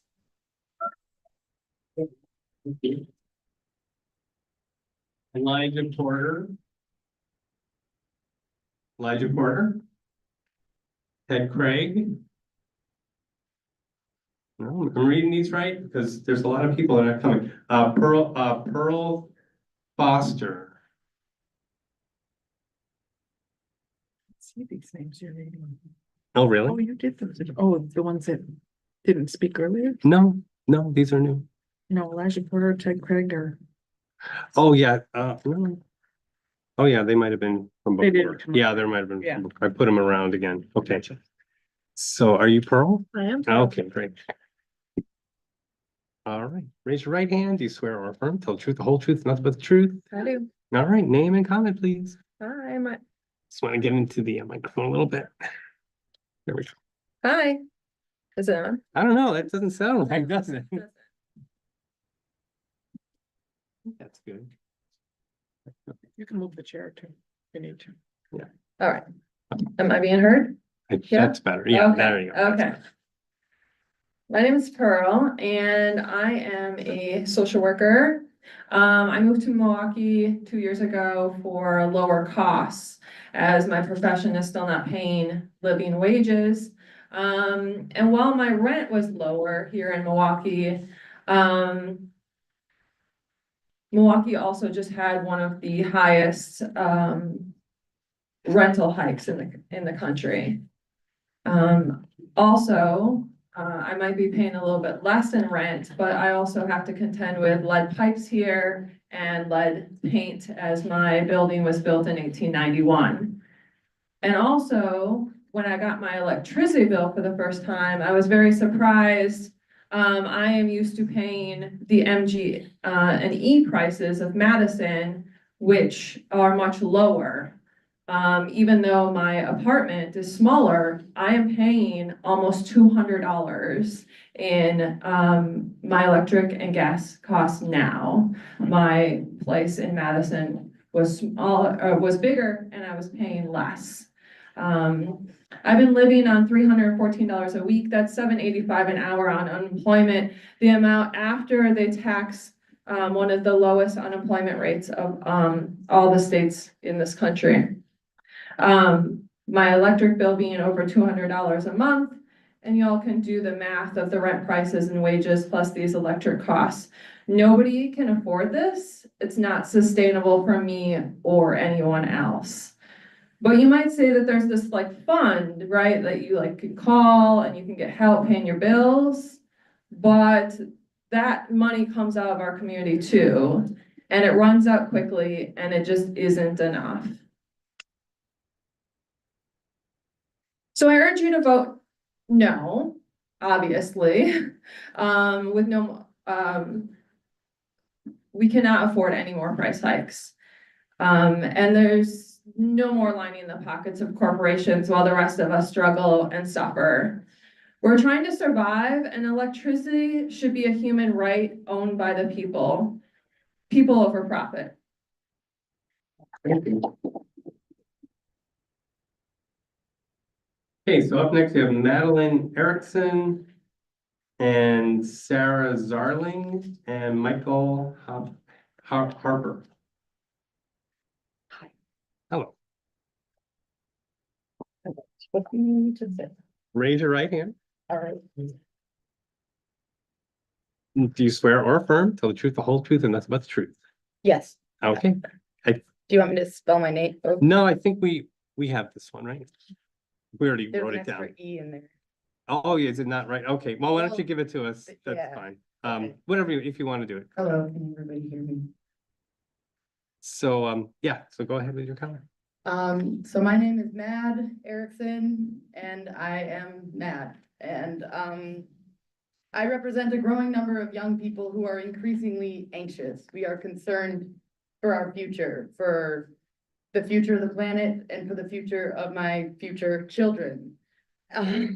We don't know anymore. And that concern, I respond to. Most days I try to do the vote with the dollar. I buy the brown carbon neutral eggs. I do all that when I can, but I work at a pizza place. I work as 2 days a week because I'm in college, and I don't have a whole lot of voting dollars to throw around like We Energy does. But I care about doing what's right. So within the limited options that the monopoly We Energies provides, I subscribe at the 100% level to this Energy for Tomorrow program that they have on their website. I don't know who's really in charge of the whole thing, but I would like to ask where this money goes. If they're asking for more profits to do more natural gas, more dirty energy, am I just being scammed by a public service that should be belonging to the public? That's all I have to say. Sarah Darling. There we go. Michael Hopper after her, and Brittany Taylor. Hello. Raise your right hand. Do you swear or affirm, tell the truth, the whole truth, and nothing but the truth? Yes, I do. Okay, give us your name and comment. All right. My name is Sarah Zarling. That's Zarling and Z as in zebra. And Sarah with an H. So I appreciate the opportunity for being able to speak here today, even though sometimes we all know that these decisions are made before any of us sits down in these rooms. It's still nice to have at least the illusion that we have voice. I'm a single mom and I am a We Energies customer, currently on an installment plan from a previous balance from an old house I lived in 2 years ago over one winter. That's a $1,500 balance, mind you, to heat an old house over one winter. This is not a buy less avocado toast, less lattes kind of thing. If you want more money, people should be able to heat their homes and be comfortable without having to shiver in blankets and electric blankets all winter long. Let's see. So also just a little bonus, it says that these rates would increase, the rate increases would begin in January. So that's right after the holidays. So right after everyone's like going broke buying gifts for their families and stuff. And We Energy says, here, now we want you to pay more money. So that's nice. I've served tables and catered parties for oil and gas and utility companies and ones who work for them, and they spare no expense. They eat at the finest restaurants, they have open bars, and they eat at places and have a kind of life that many people who are We Energy's customers only dream of. There's huge economic disparities here and a real disconnect in understanding how much regular families are truly struggling. Many of the people who are We Energy's customers and already paying We Energy's bills can't even afford to go to some of the restaurants where We Energy's and other groups like them are having their parties. Our friends at Fox 6 News here in Milwaukee inform us that this is the third rate increase, or this would be the third rate increase in 3 years. If we want to talk about raises here, maybe a little audience participation, has anybody had a raise in their job in the last 3 years? No. How about 2 raises in your job? 3 raises? Everybody in a nice suit jacket raised their hand. That's cool. All right. Well, I know I sure haven't had a raise in my job. In 2020, I attended and spoke at the hearing for, at the time, the proposal for the We Energies LNG facility in Ixonia. One of the speakers tasked with the job of trying to convince the room that the bag of crap they're trying to sell us does in fact smell like flowers. He told the room that some of the benefits of the proposed facility, and I quote, is a lower cost option to meet our peak natural gas needs. However, in our 2024 rate increase proposal that We Energy sent around to us, let me read here, that their reason for the request in 2024 was capital investment for liquefied natural gas storage facilities achieving commercial operation in 2023 and 2024. So I'm a little confused there because it sounds like in 2024, they say they want the rate increase to invest in these natural gas storage facilities, but then in 2020, he said it's a lower cost option to meet our peak natural gas needs. So am I understanding that? I don't know. And then really quickly too, We Energies likes to talk a lot about safety. So I just would like to illustrate and educate those who are watching and listening. So We Energy sends around some information they're required to, and they have it printed on their website about what to do if you smell a gas leak. So it's important to know that the smell of gas, that smell is an additive that they add in, because gas is actually odorless. So if they didn't add that in and there's a gas leak, you would surely die. So that smell is the only thing that you have to try and save you to get out in time. We Energies, they'll stand up in a room for 30 minutes to convince you to pay more rates or to approve their newest project. But they just give you like little tiny blurbs about what to do if you smell, if your life is actually on the line and you smell a gas leak. So they just say little things in here about, let's see, natural gas pipeline safety. Let's see, we got, leave your home immediately. Use a phone to call us from a safe location. Don't light matches. Don't turn electrical switches on or off. But they don't tell you really important things like you're actually not even supposed to light a flashlight.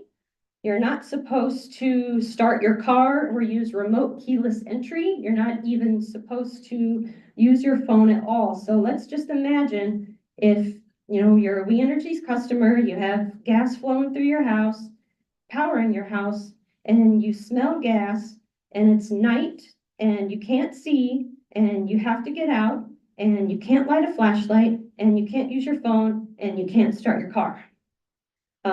That's the kind of safety that We Energies likes to say that they practice, I guess. So again, I just have to say that all across the board, I'm extremely unimpressed with We Energies. I think they want to do nothing but poison us for their profit and continue to gouge us where we can't afford to pay anymore. So I definitely am against the proposed rate increase, and thank you very much. Thank you. All right. So we have Michael Harper, Brittany Taylor, and who else? Yusef Adama. Everyone, nobody? Michael, Brittany, Yusef? Okay. Oh, okay, come on up here. Next one then.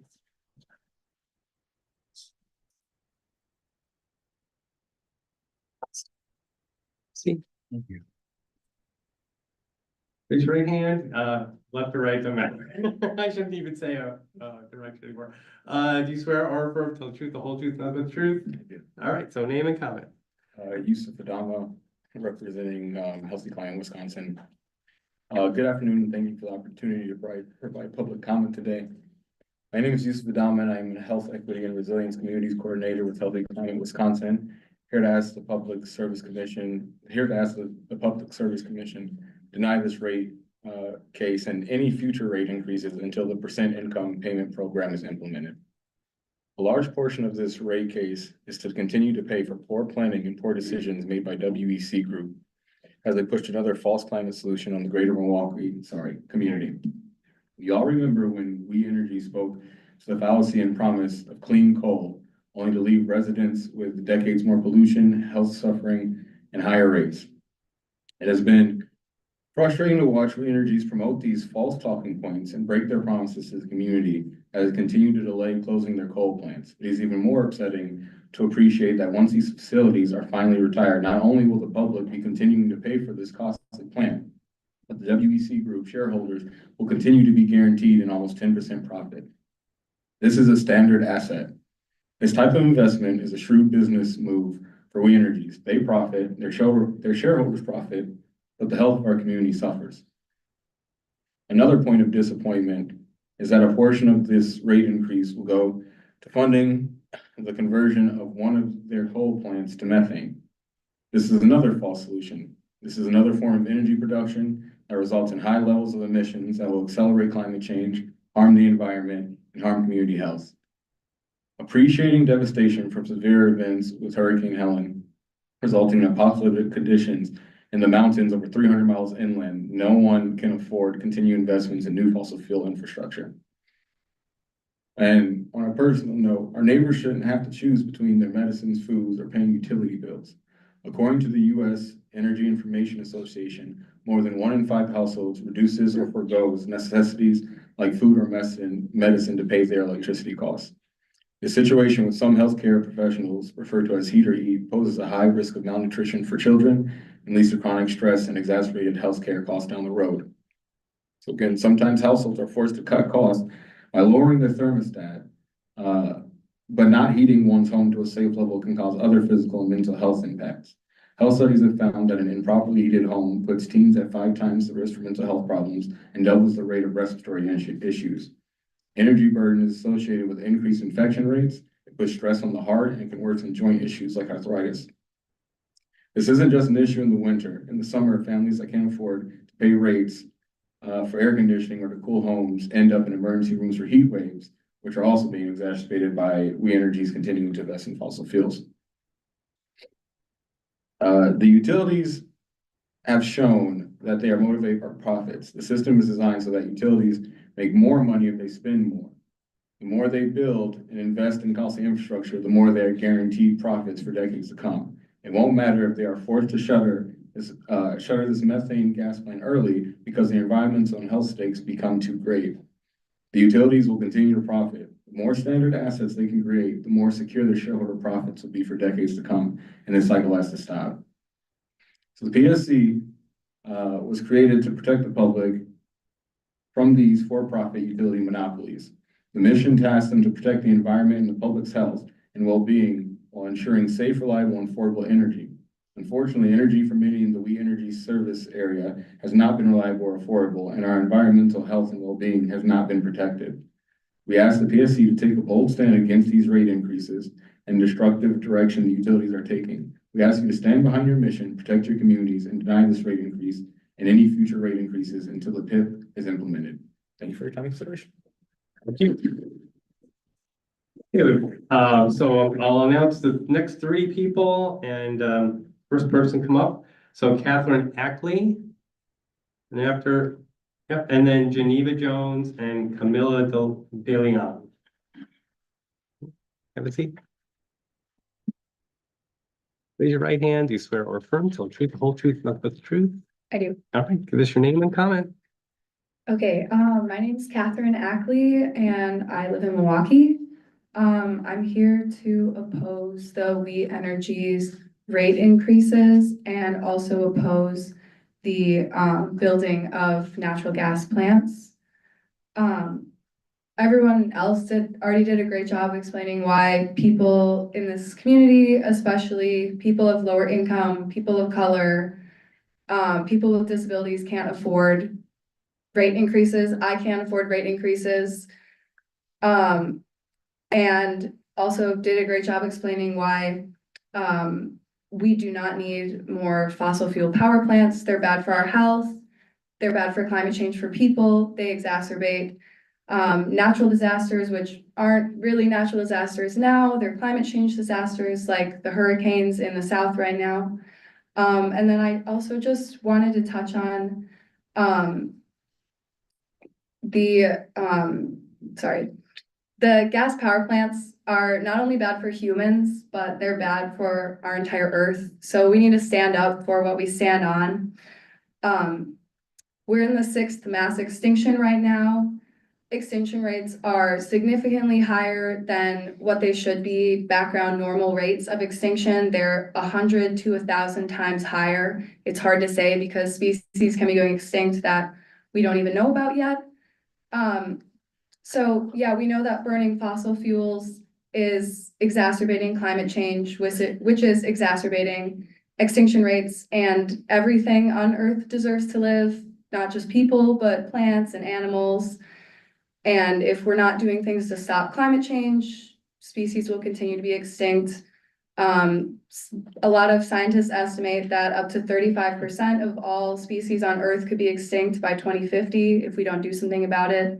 So yeah, I oppose the power plants and the rate increases because all life deserves to keep living. Thank you. Geneva Jones. Camila De Leon. Natasha Prescott. Ah, excellent. Yeah, there you are. Right. Here's your list. Okay, great. How are you doing? Get the break soon? It's like we're coming up at 3 o'clock, or we have a while. Hi there.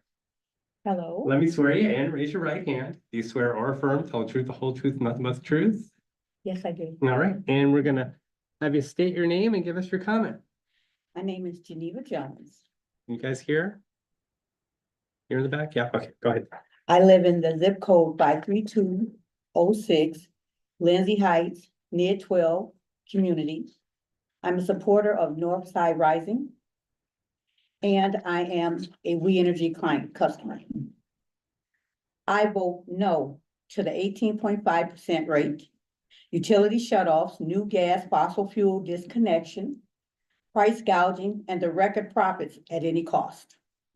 I vote yes to humanity, 2% rate increase maximum, clean air, eco-friendly communities, and positive stewardship.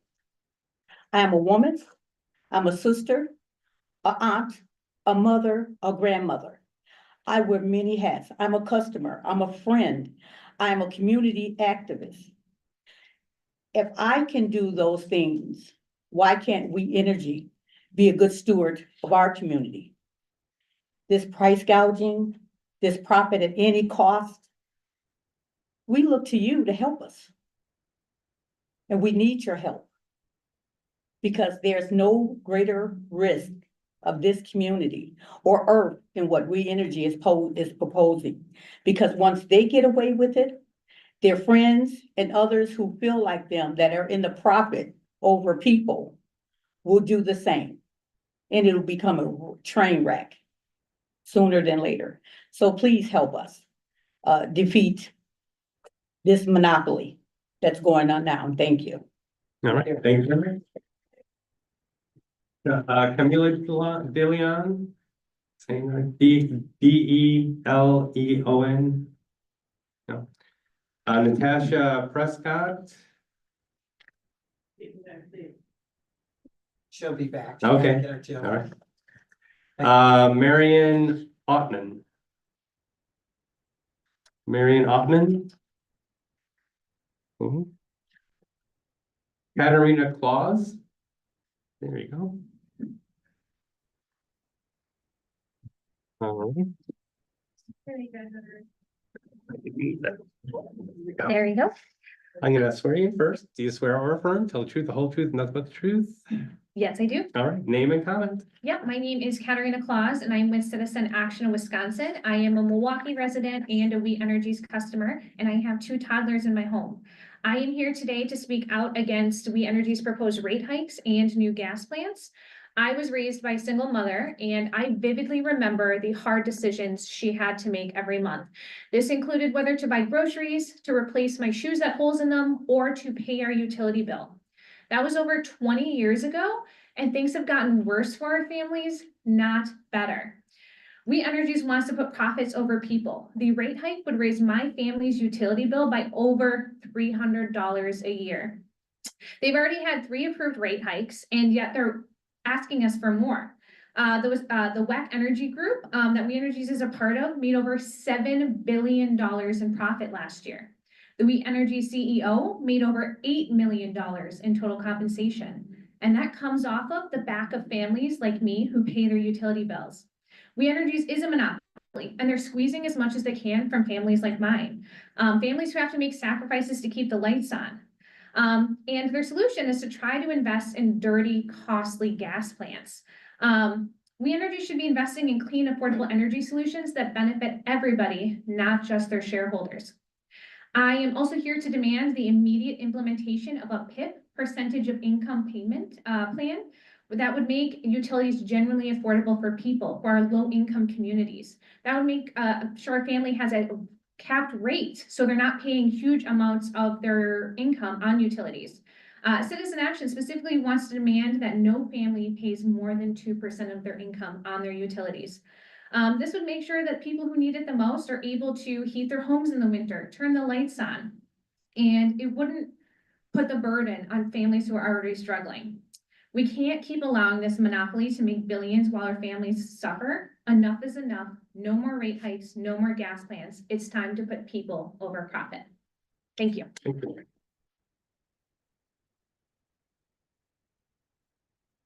Don Oldani. Okay. And then we have Charlie Faulkner, followed by Andy Buck.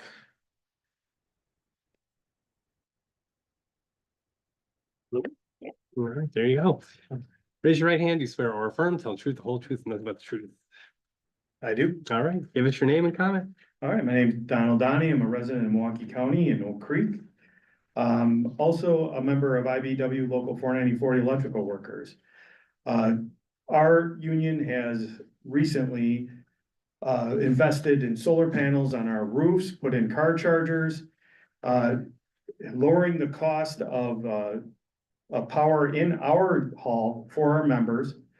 We support alternative energy. We support the building trades in general, has supported solar, wind projects throughout the state.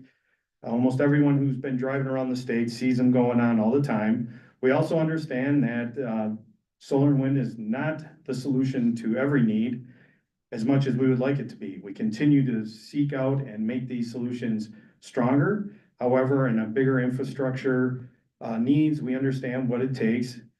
We Energies has committed to solar and wind, all gone union, doing union installations. We also are doing the jobs for this proposal for moving over to gas, a cleaner energy. What we need sometimes is the solution that's best now, not the solution that's best in 100 years. It can be a mix until we can go 100% renewable. We understand that. So that's why we're supporting this. We also support a lot of politicians that also support green solutions, also policies to help low-income families. These are our politicians that are working together. We want to all work together. We're supporting this. We're supporting union jobs to get this done. And hopefully PSC makes the right decision. Okay, thanks very much. Charlie Faulkner.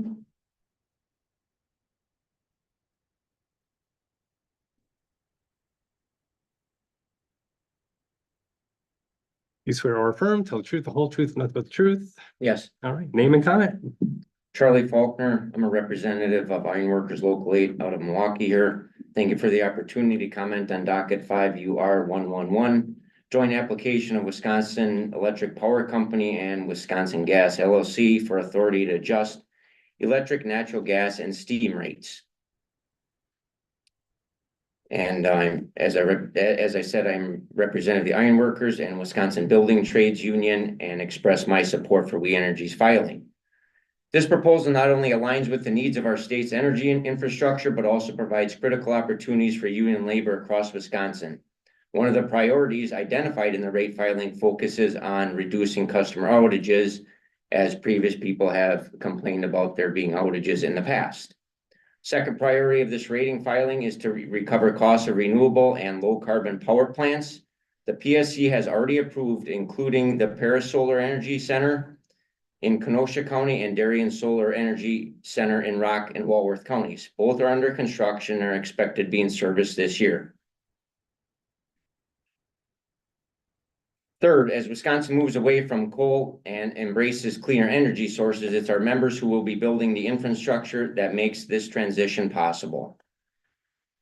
The request or filing also includes millions of dollars in savings from the closure of old coal units at Oak Creek Power Plant and more than $100 million in customer savings due to federal tax credits and lower fuel costs from the new renewable energy facilities. So some of the facts that I don't believe some of the opponents have straight are the solar, wind, and battery projects these groups claim to support are a significant part of this filing, but the natural gas plants are not part of this rate increase. So just want to get those facts straight as well. And that is all I have for today. Thank you. Thanks very much. Andy Buck.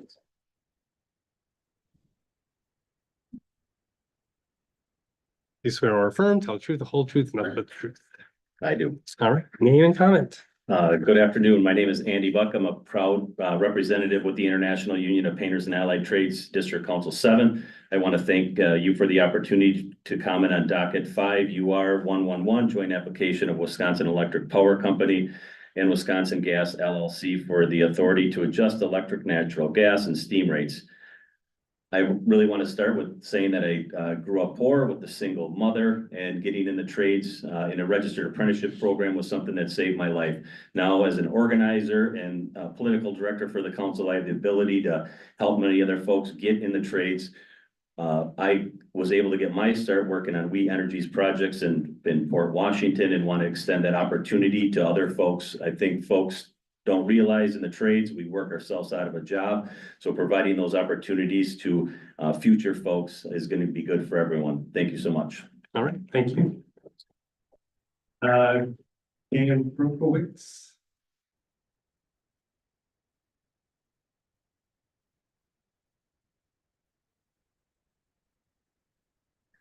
Oh, 2 minutes. All right. Thanks. Raise your right hand. Do you swear or affirm, tell the truth, the whole truth, nothing but the truth?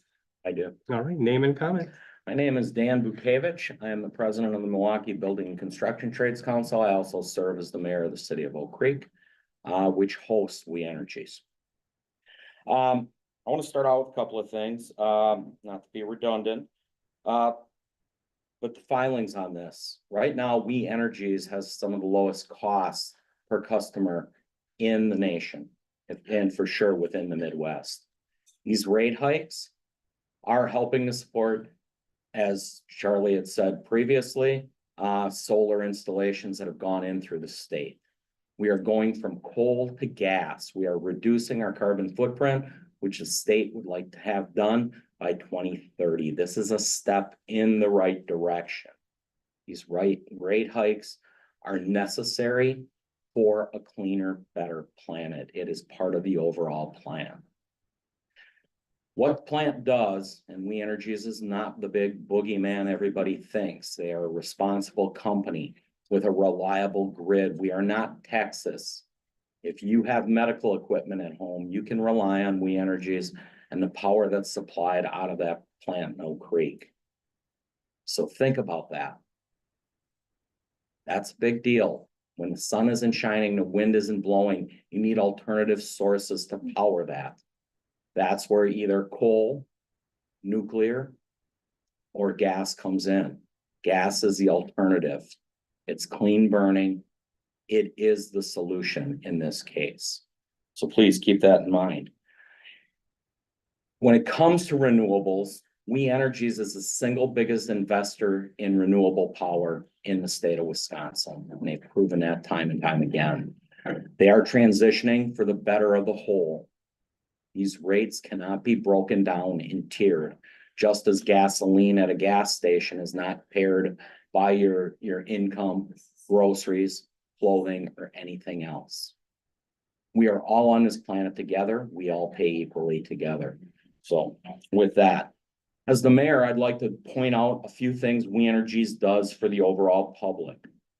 Okay, as a host city, all power generated pays a portion to that host city, which helps support DPW services, protective services, keeping tax rates low, improvements to playgrounds, schools, and all taxing agencies within it. Mitigation money also helps fund our protective services in Oak Creek. We Energies has been a responsible partner with the city of Oak Creek for many, many years. We are blessed to actually have them there. And I would attest that any city would love to have a host city and a responsible corporate partner like We Energies. We Energies is. Who's talking? Let's go off the record. No comments from the audience, please. Everyone gets a chance to comment. And I give you all that chance to comment, but the commenter has the floor. We need to hear what this person's saying. They have a right to speak, and I will not tolerate any interruptions and comments from the audience. The point of this hearing is so that we can transcribe what this person is saying and the commissioners can hear it. That is everyone's right here. And I will not let anyone from the audience trample on anyone else's right to do so. So if you can't keep quiet, whoever you are, I'm going to ask you to leave right now. If you can hold your tongue, you're welcome to stay. I'm sorry, sir. Please continue. Thank you. Let's get on the record. You ready? Go ahead. As I was saying, We Energies is a very, very stellar corporate partner. Them being accused of price gouging and setting rates for profit alone is a complete falsehood. The rates are set by the Public Service Commission, just as water rates are, and other rates as well. We Energies suggest what the cost produced energy is, and it's based on their needs that way. They are not raking in massive profits to stuff in their pockets. They are providing essential services that this country needs, not only to move the economy forward, but to take care of everybody. Hospitals, factories, protective services, lights, heat, the whole thing. They voluntarily go into programs to help people pay their bills that are incapable of meeting those timelines. I myself was a single parent. I prioritized my bills as well. I had electric bills just like everybody else.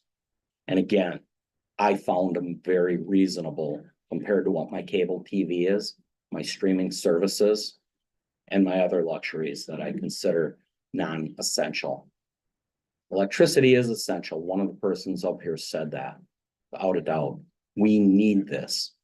But again, to bridge the gap until somebody can find something far better, this gas plant is going to be a great improvement.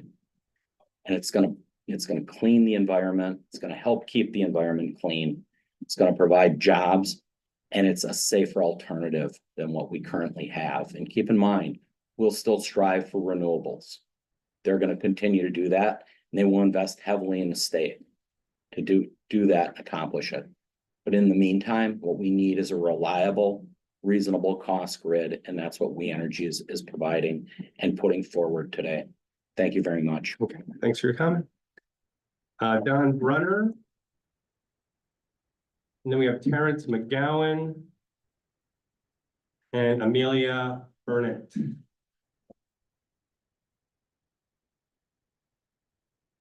Right. Raise your right hand. Do you swear or affirm to tell the truth, the whole truth, and nothing but the truth? I do. Go ahead. My name is Don Brunner. I've lived and worked in the Milwaukee area for about 30 years now. I'm a proud member of Plumbers Local 75. So I do work in the construction field, and in that construction field, I very much understand how much reliable power is super important to our economy around here.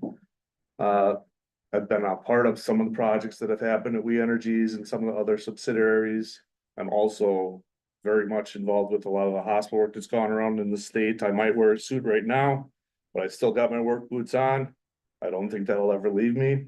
And I understand in this particular corner of the state how much energy is important to our economy. If it wasn't for the fact that you have a good source of power in this part of the country, you wouldn't see a lot of the investment that we've been seeing in the last 10, 15 years that have occurred. I've watched Milwaukee go from a town that was kind of on the edge of the map to being a center of the US. I mean, I see things in my travels where everybody always asks how Milwaukee is doing. And part of that is because of what we have here, the abundance of workers, the abundance of skilled workers that I work with. And I understand the importance of keeping our power here very reliable, to keep that trend going. You know, I've been on the earth long enough to understand that coal isn't exactly clean. And I'm old enough to remember when they used to say natural gas was clean. So I don't know what happened there, but I'm pretty sure that there's no way that we can build enough solar and wind plants right now to make it reliable. And in the meantime, we're gonna need a bridge, and it seems to be that bridge is gonna be natural gas right now. I live in kind of the southwest corner of this county, and I see some of the things they're doing with capturing methane from a landfill really close to me. And I used to see flames burning every night when I'm coming home at 3, 4 in the morning after doing some shutdown. I don't see those flames anymore because they're burning in a power plant somewhere else and are producing power instead of just going up in the air. And I'm glad to see that. So some of the solutions that We Energies has brought to the table are already have been implemented and are making our community a much more climate friendly community. And I'm glad to see that. And I continue to want to see more of that. I'm an all of the above kind of guy. And I understand that you can't just make it all from solar and wind right now, but we need to use all available resources to keep our power grid reliable. And I do support any increase they need to make that happen. As in construction, I know you're either gonna pay me now or you'll pay me later, and it's gonna be more later, so I'd rather see the investment now than being more later. That's my piece. Thank you for letting me talk. All right, thanks very much. Terrence McGowan. And then we have, well, let's go off the record for a second. So we have 3 more appearance slips filled out so far. So if people haven't had a chance to speak yet, you need to fill out a form. They're out in the table in the back or on the table on the outside there. Fill out the form, check speak now, the box here on the form. Give it back to commission staff. They'll give me the form and then we'll get you on board here. I did want to mention also, if in case you don't want to speak today, but you still want to make a comment, you can just write the comment on the form and hand it back to staff. If you need more pages, we can give you more pages, or you can go online and submit your comment on our website. There's the link and a QR code, so you can do that right away. And I did want to also let people know we're coming back here at 6 to do this again, new people, new comments. And also the comment period is going to close on Monday, October 7th. So that's when the website shuts down. That's when we need to receive comments. All the comments by mail need to be in by that date. So spread the word. But you're here now, so give us your comment now. If you want to do so, fill out the form and get it back to staff. So we have Terrence McGowan, Amelia Burnett, and Don Ferber. Yes. Okay, there were a couple people we've called that weren't here. So you have Ramona Curry. She had to leave. So she's coming back later, right? Natasha Prescott. She's coming back. Okay. Stephen Shea. Ted Craig. Probably come back later. Elijah Porter. Michael Harper. Brittany Taylor. Camelia De Leon. Marion Ottman. Didn't she speak? I thought I read an Ottman here. You said you filled out a form. It's possibly still at the table in the back outside. Want to go check? No, you said that you had. I wrote that name down. I'm sorry, I didn't hear you. Guided. With our phone on present. I don't know. You didn't speak though, right? So, yeah. Oh, okay. It's in front of you. Yeah. You need an assist. No, it's not. It's not in front of me. Oh, yes, okay. Well, okay, that's why. Good question. No, I have Natasha Prescott, Ramona Curry. Okay, we'll just get you on it. Just fill a new one out. I don't know where it was. All right, so we have Terrence McGowan. Raise your right hand. Do you swear or affirm to tell the truth, the whole truth, nothing but the truth? I do. All right, give us your comment, please. Well, my name is Terry McGowan. I'm a resident of Wales. I'll speak into that, please. I'm a resident of Wales.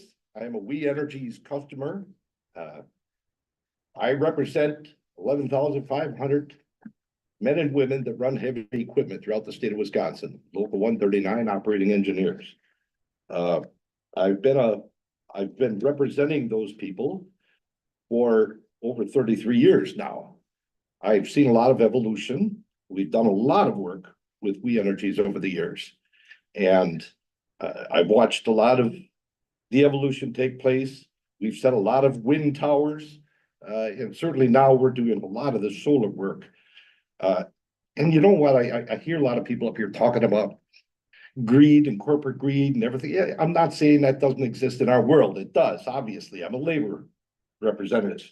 But I got to say this about We Energies. They signed that pledge that they would hire all union contractors, meaning they would be obligated by contract to treat their workers well, to pay their workers well. They signed that commitment. And we've been building, as one of the building trades, we've been building these facilities for years, but this solar energy that has taken off, right now, our apprenticeship program is over 1,000 apprentices. I never in my world would have thought that we would see over 1,000 apprentices, and most of them are being trained on solar farms. Now, there has to be a base load bridge. We all know that. I heard the fella come up here before. He mentioned, Michigan was ahead of us, Illinois was ahead of us, Iowa was ahead of us with renewable energies. Now, I talked to my counterpart in Chicago. They bridged their base load with coal. And now that's a bad word today, okay? Natural gas, I agree with the brother before that said, I remember when natural gas was a really good word. But we have to find solutions. We have to be able to transfer the base load. We are never going to be able to build enough solar farms or solar fields in my lifetime to completely handle this base load. We have to have assistance. I give credit to We Energies for the fact that they are doing it with natural gas. Now, I know that there's going to be an increase. All right, they're applying for an increase with the PSC. I heard the young lady that was up here before. She works part-time at a pizza place, and she got people to say they never have had a raise in 2 years. Join a union. I will represent you. I will get you that raise, because every trade worker in Wisconsin, every union trade worker in Wisconsin this year got a substantial raise. And the year before, and the year before. There's answers. We just have to work together to find them. And in my opinion, I wholeheartedly support what We Energies is doing. They have wholeheartedly supported the working people throughout the state of Wisconsin, especially in this southeastern area. Thereby, I fully support what they are applying for with the PSC, and that's for the natural gas, the increase. So, all right. Thanks very much. Thank you. Amelia?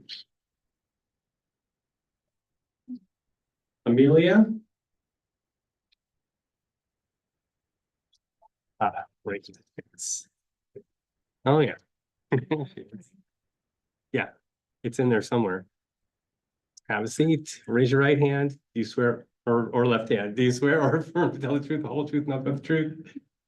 Yes. Okay, great. Name and comment, please. Sorry, I'm left-handed. So am I. Thank you to the Wisconsin Public Service Commission for taking the time to listen to me today. My name is Amelia Barrett, and I'm representing State Representative Ryan Clancy and the beautiful District 19 in which we are sitting. The representative apologizes for not being present personally today. He has been deployed to Florida to help with disaster relief for the hurricane, which has a direct impact on our discussion today and how climate change continues to worsen and more lives are devastated by it. Our office is against the proposed rate hike for a number of reasons, chief among them being the bait and switch we seem to keep getting from We Energies.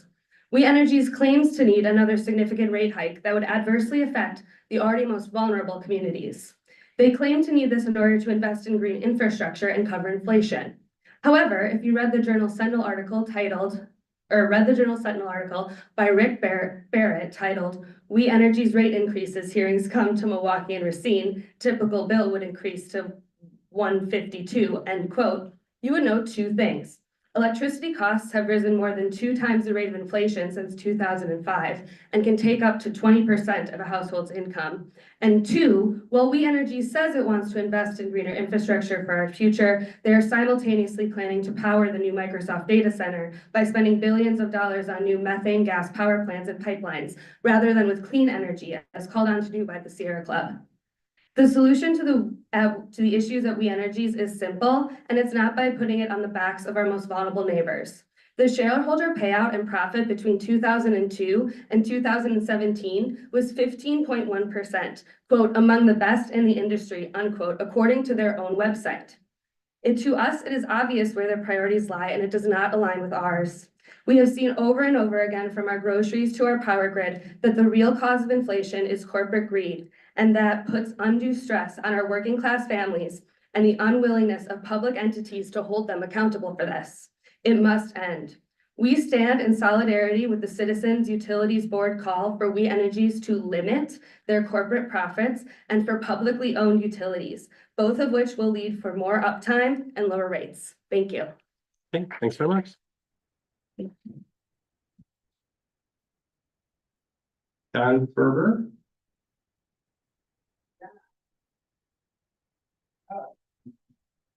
After Don, we have one more, Kiva. We found her. Last but not least. Okay, we're gonna need that, so get your, oops. You're messing everything up here. Okay, there we go. Okay, you're speaking to the mic, and we're gonna swear you in. Raise your right hand. Do you swear or affirm to tell the truth, the whole truth, and nothing but the truth? Absolutely. All right, go ahead. Name and comment. Thank you. My name is Don Ferber, and I'm here from Madison. I wanted to speak to a number of things today. Thank you. And I appreciate this opportunity to testify, and that the public service commissioners are taking the time to listen to people, because it's more than the words that count. You have to hear what people are really communicating and how it impacts them.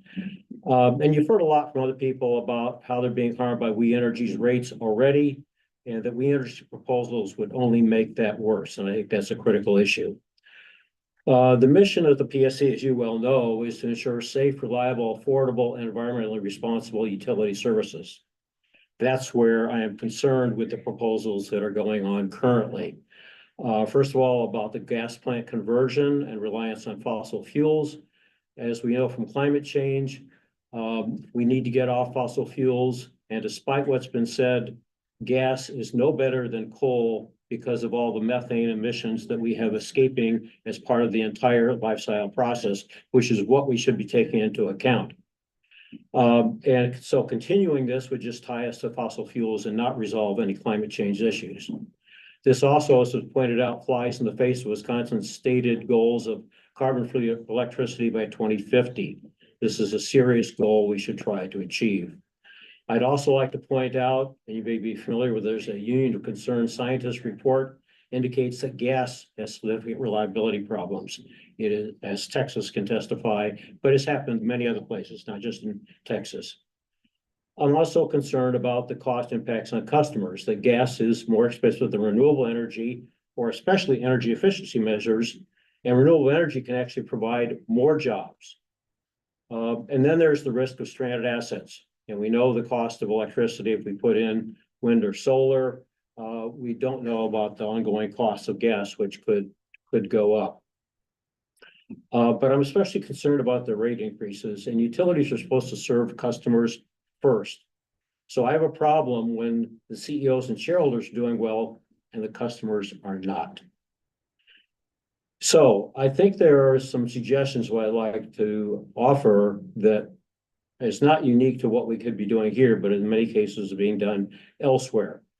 And I'm not opposed to We Energy making a profit, nor the workers having good jobs, but I think there are ways to provide a reasonable profit to We Energies, but also reduce disparities. I think part of it has to doing away or altering the current profit-based model based upon the investments that they make and solely relying on that as a rate of return. I think there are other measures that need to be put into place. We need to reduce the disparities, for instance, between industrial and residential customers. Residential customers are currently paying about twice as much for electricity as our industrial customers, and commercial somewhere in the middle. So perhaps that disparity can be reduced and share the burden more widely. I suggest reducing fixed fees further because those are regressive measures for people who are using less energy and would be helpful. To develop low-income rate structures that could be of various sorts of models. For instance, a tiered or inclined rate structure would be helpful for those who use more to pay more when they decide to do that, give people incentive to reduce their energy use. As been pointed out, and We Energy has been asked to do, they need to develop the percentage of income payment program. This is critical for helping people out who are in need.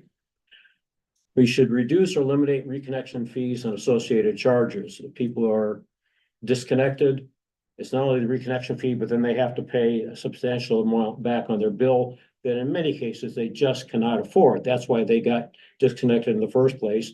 As been pointed out about the trade-offs, excuse me, they have to make in their lives.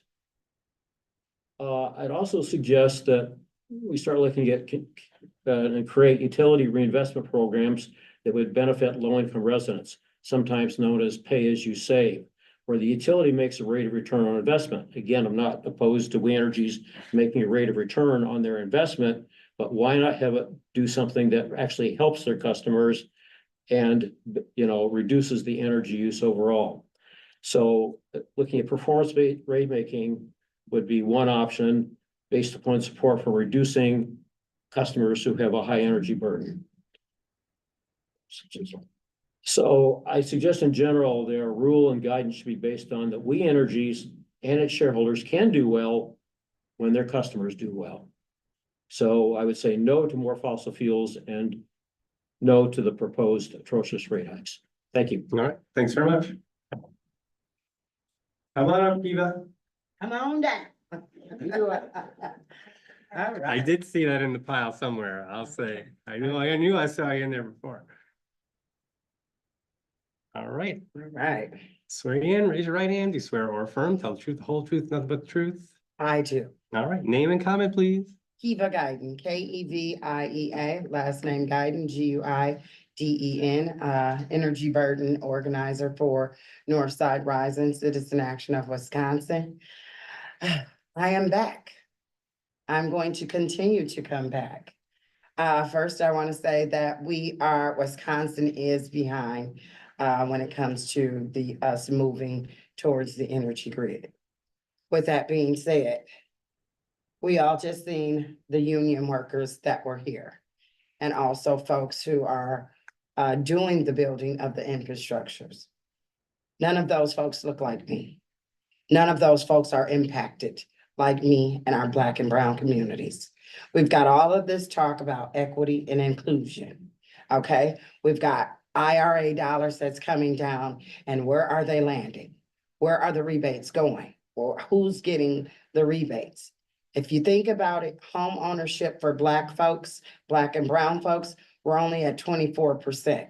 And if we're gonna get those rebates, we have to be below of 80% of the household medium income, which is 49.2 to 49.7. Well, I do not, as a homeowner, meet any of those standards. I am not below those lines. With that being said, there's nothing that can help me. If We Energies is allotted this 18.5% increase with the additional with the prior increase that was implemented on January of 2023, that would put homeowners and also low-income families at a rate of over 30% of our annual income. Minimum wage, once again, is still $7.25 in the state of Wisconsin.